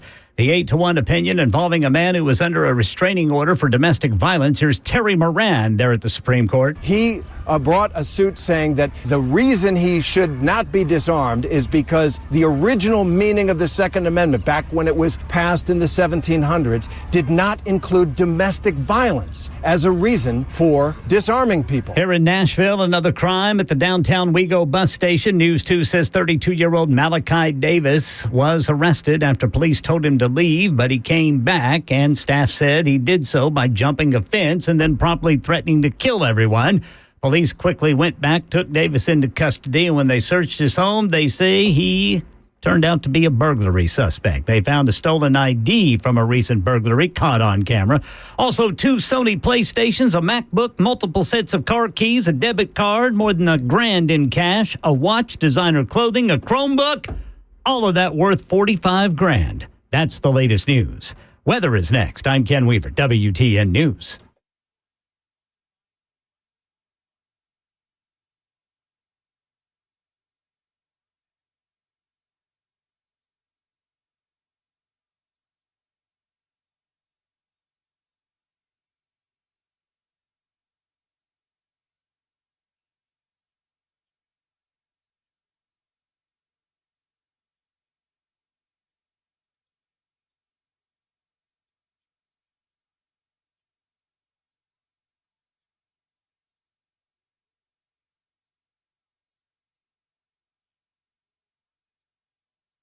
Hey, what's up, guys? This is Matt Murphy for Members Nutrition. I want to tell you about the Members Nutrition difference, and I want to encourage you to go over to the Members Nutrition website. Number one, they believe at Members Nutrition that they can sell vitamins and supplements at a lower cost point, and they're doing it every single day at membersnutrition.com. Number two, they want to make these products right here in the United States of America, not from some overseas company, and they do that every single day. I encourage you to go to membersnutrition.com. You'll get 50% off your purchase price at checkout. You don't have to put in any codes. Just go to membersnutrition.com. Once again, membersnutrition.com.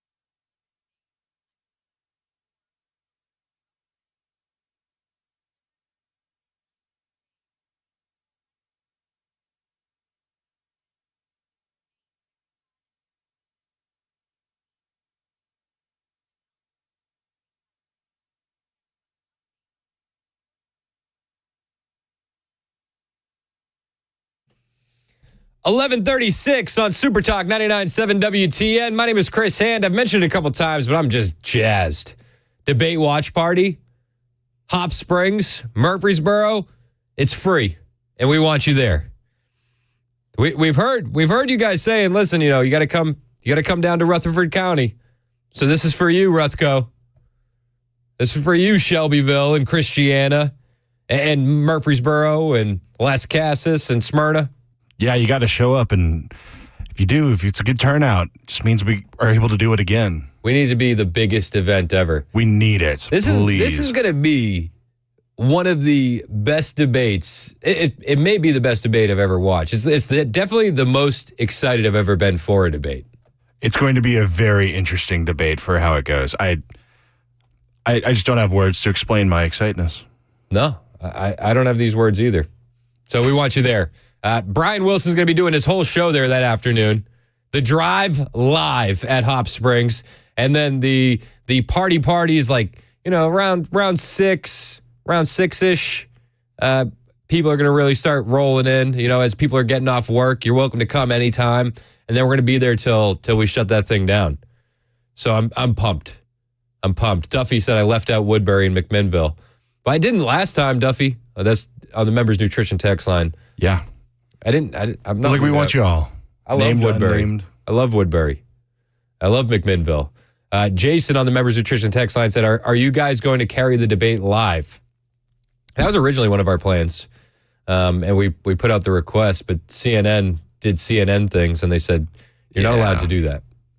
Nah, unfortunately not.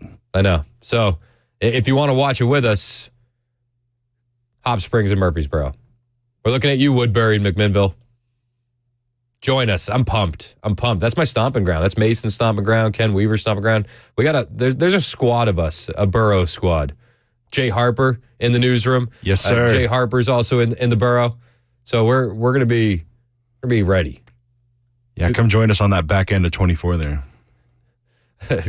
Kevin on the Members Nutrition text line said, no one in Shelbyville knows you're saying Shelbyville. You have to say Shevel. Fair enough. Shevel. We're talking about you. Come join us. It's going to be fun. Hop Springs, Murfreesboro, on the 27th. We are days away. CBS said expect some surprises, maybe even physical surprises from Joe Biden. But I'm also told that we should expect some surprises as well, because this is such a critical performance for President Biden, not only on the content, but on his physical performance as well. I don't know what that means. I have no idea what they mean, and my mind goes to a place where it shouldn't. When a surprise about his physical performance. Yikes! Getting more texts about the party at Hop Springs.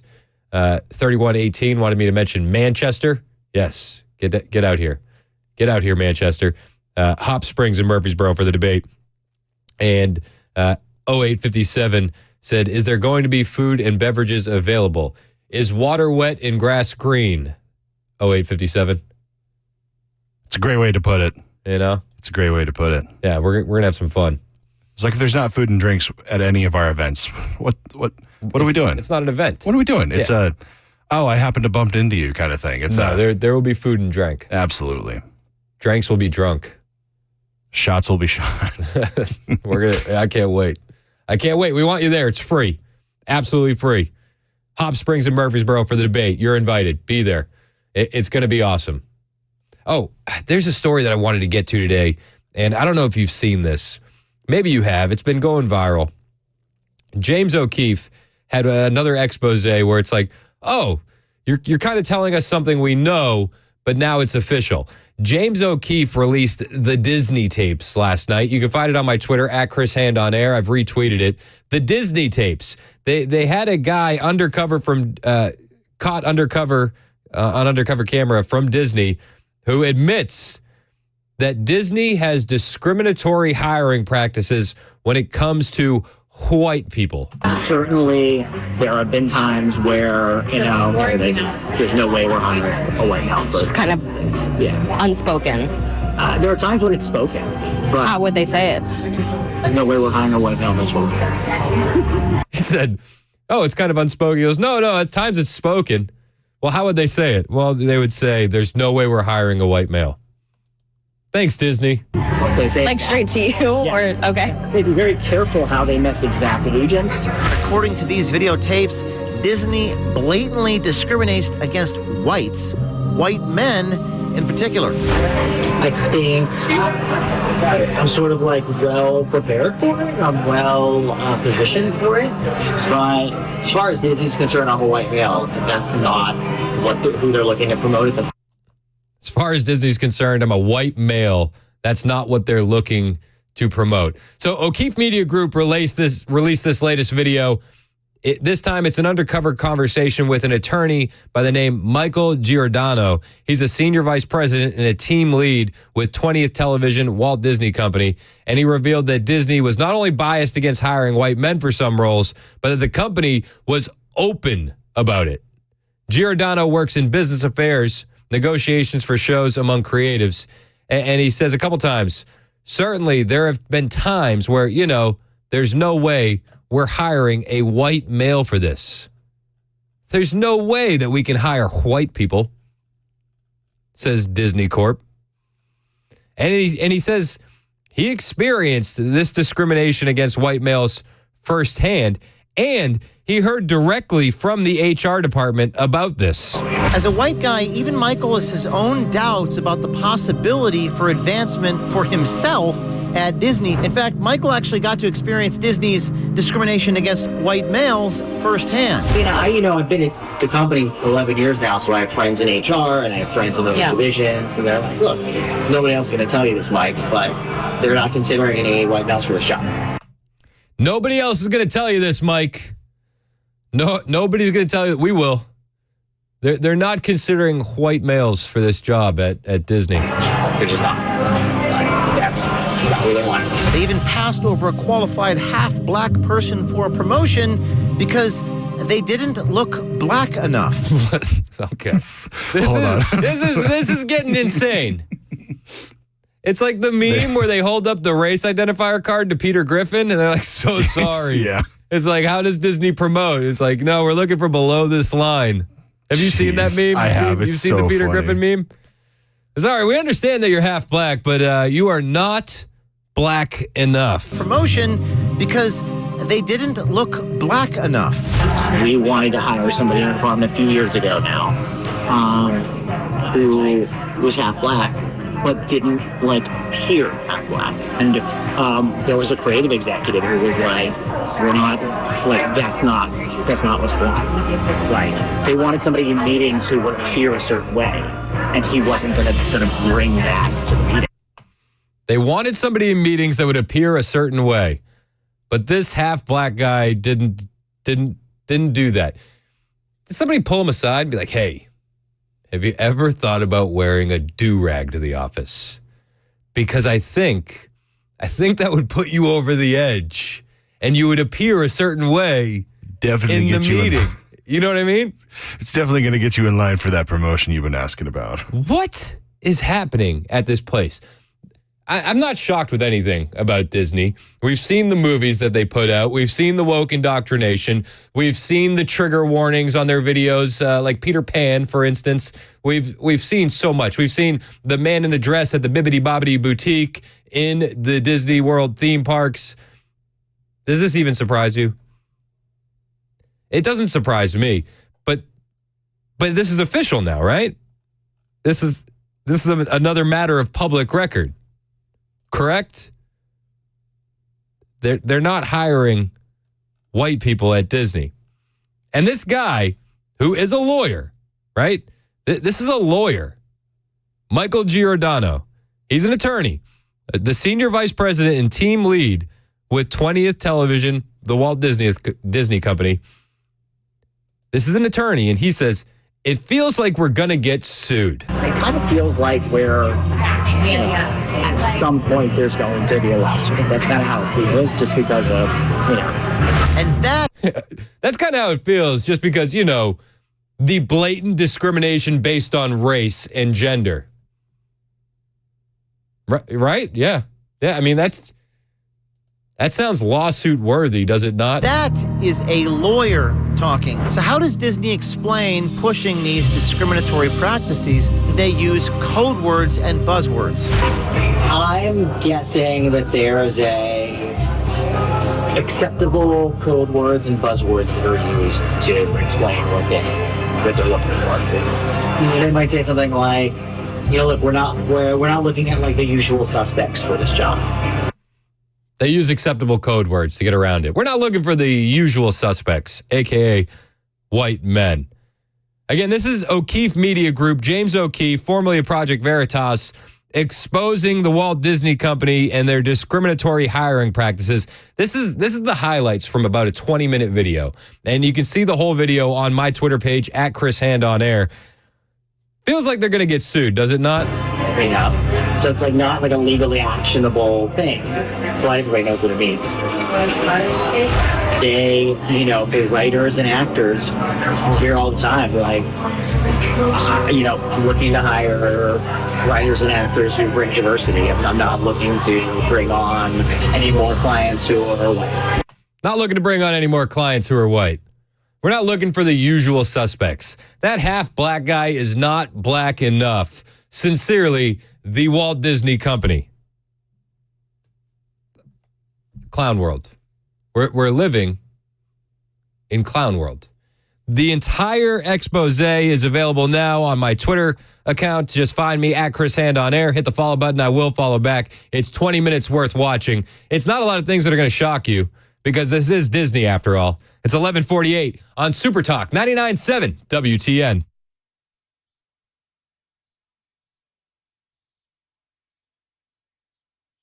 Hey, it's Dan Mandis, and I am so glad that California Closets has fixed my closet catastrophe. After exact measuring and planning, they came over and got to work. Yeah, once it was all plotted out on their 3D CAD system, the pieces are measured, cut, and precisely installed into my space. It was clean, fast, and professional, and above all, my new closets look and function great. Now, this was my dormer, and now this is my new dormer thanks to California Closets. Look at all of this added space for shirts and shoes, you name it, and it is cut so precisely, simply amazing. And my old closet that has now been reborn as the ultimate in style and functionability, making the best use of the space that I had. They can work on just about anything: bedrooms, garages, home offices, closets, pantries, and so much more. Find them online, CaliforniaClosets.com, and see what they can do for you. You can schedule a free design consultation. Mention my name, CaliforniaClosets.com.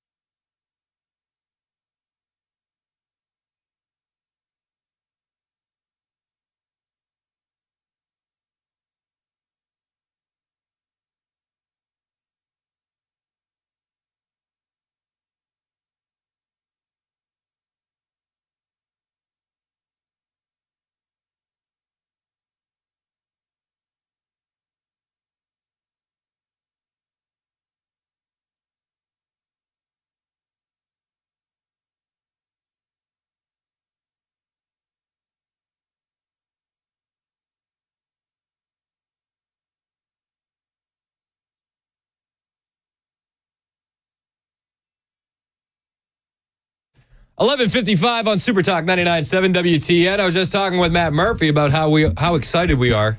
Hop Springs, baby! Hype Springs. I'm renaming it. Hype Springs? Hype Springs. I love it. I'm big hype. I've been. I have too. You've been. I've been. It's in my neck of the woods. I can throw a rock and Mason, hit that. you been? You been? You going? Mason's not listening. Never mind, Mason. Forget I mentioned you. No, I'm here. Unfortunately, I'm not. I am working all day that day. Here? Not partially here, but then heading over to the good old hotel. So you're telling us we have an extra seat? You do have an extra seat. What you should do, Mason, is you should say to hell with that other job. Find yourself a nice Tesla or some other fine ride. Somebody pulls up to get it valeted and just take the car and head on out. I mean, they won't miss it. I mean, I'll be back pretty quick. They get that, what, they're 0 to in for 60 the night, in right? 6 seconds or something like that? Sure. I wouldn't pick the Tesla. I read something on the internet that I couldn't verify, but it scared me from an electric car. They said driving in a Tesla is like sitting in a microwave because of all the EMF radiation. What do you think sitting in this room does to you? I know. I know. But this is an occupational hazard. Yeah. We kind of have to do this. I should get like a tinfoil lined suit. I've never been in a Tesla. No? Have you ever been in a Tesla? I've been in a Tesla from like Uber rides and stuff. Have you? I've never been in one. I did it. I took an Uber ride it was a driverless car in Arizona. Oh, how was that? It was Did it talk wild. to you? Yeah, it talked to me. It was very polite. I could understand it in a town like Phoenix where it's grid-like. Mm-hmm. But if you want to drive in one of those in Woodbury on your way to Hop Springs, I don't know if you're gonna be a little weird. Yeah. So the fact that I've never, I'm almost embarrassed that I've never been in. Are you anti-electric car? I'm not anti-electric car. I'm just anti-government subsidy. Yeah, I mean, I don't like the fact that they could turn it off, but we could make that argument for any new car. That's right. So. Yeah, my grandfather predicted this a long, long time ago. He was a mechanic all of his working life, and he said, there will come a time when the manufacturers of these vehicles, and I don't know that he understood the government interference in it too. He said there will come a time where the manufacturers of these vehicles make the vehicles so you won't be able to work on them, you won't be able to fix them, you have to rely on them totally, and they'll be able to shut it off at their desire. And he said this in like early 90s. I mean, and there it is. Ahead of his time. Yeah. But that's like everything that we've been dealing with. It's all, don't rely on yourself, rely on the government. Well, I always, part of me, and I understand the concerns and I understand the talking points and I understand why it's important that we address these things. But sometimes when we talk about the government spying on us, I'm like, well, we allow the Chinese government to spy on us on the regular. Why wouldn't we allow? I mean these things. That we're addicted to. I mean, it's the biggest interloper in your home. Yep. I heard you say something the other day that I was impressed by, that you're going to wait till 16? Yeah, at least. For cell phones? Yeah. Wow. That's got to be tough. No. You know what's harder than saying no to a cell phone? Monitoring Facebook Messenger for your kids. That's harder. No, sure, I get it. Like saying no to a cell phone is easier than snooping through Instagram DMs and allowing kids to have social media. It is the easiest choice to say no. I would be in favor. I'm not for government intervention, but I was listening to a comment that Senator Katie Britt made about social media and platforming young people on social media. And I would not be against having a national conversation about age restricting the internet. Yeah. I mean, and people say, oh, well, they're going to miss out on, doing stuff for homework or what. Well, we have encyclopedias. There's ways to do that. There's libraries. Let's get back 100%. To the public library. Let's get the drag queens out of the public library, the kids back in the public library, and to hell with the internet. Getting the kids back in there is going to get the drag queens pretty excited, I tell you what. Get out of here. Yeah, well, we got to do this in order. You guys leave first. I don't believe Dan Mandis, by the way. Before we go, I'm going to say this. Nationals Morning News, Dan Mandis. You don't believe him? I don't believe that he couldn't name a drag queen. I don't believe him. I believe that he realized he could, and he shut himself up real quick. Wasn't that the funniest thing? It was pretty good. If you missed it, you need to go back and watch. Yeah, you got to go back and watch this morning. There's a San Francisco mayoral debate where it was like, like Vivek at the RNC debates. He said, name 3 provinces in Ukraine. When San Francisco were like, name 3 drag queens. You can't even name 3 drag queens. Cannot. It's so San Francisco, it hurts. It's on brand, man. It is. So on brand. Murphy's up next. He's got opinions. He's angry about something. Are you angry about something? We're going to talk about the debates and what Donald Trump should do in the first moments of the debates. We're doing that in the 12 I got to tell you, Murphy told me this take off the air. Yeah. Fire take. Absolutely out of fire. the gate, put him on the defensive. Coming up, 12 o'clock. Hang out with us. It's Super Talk 99.7 WTN.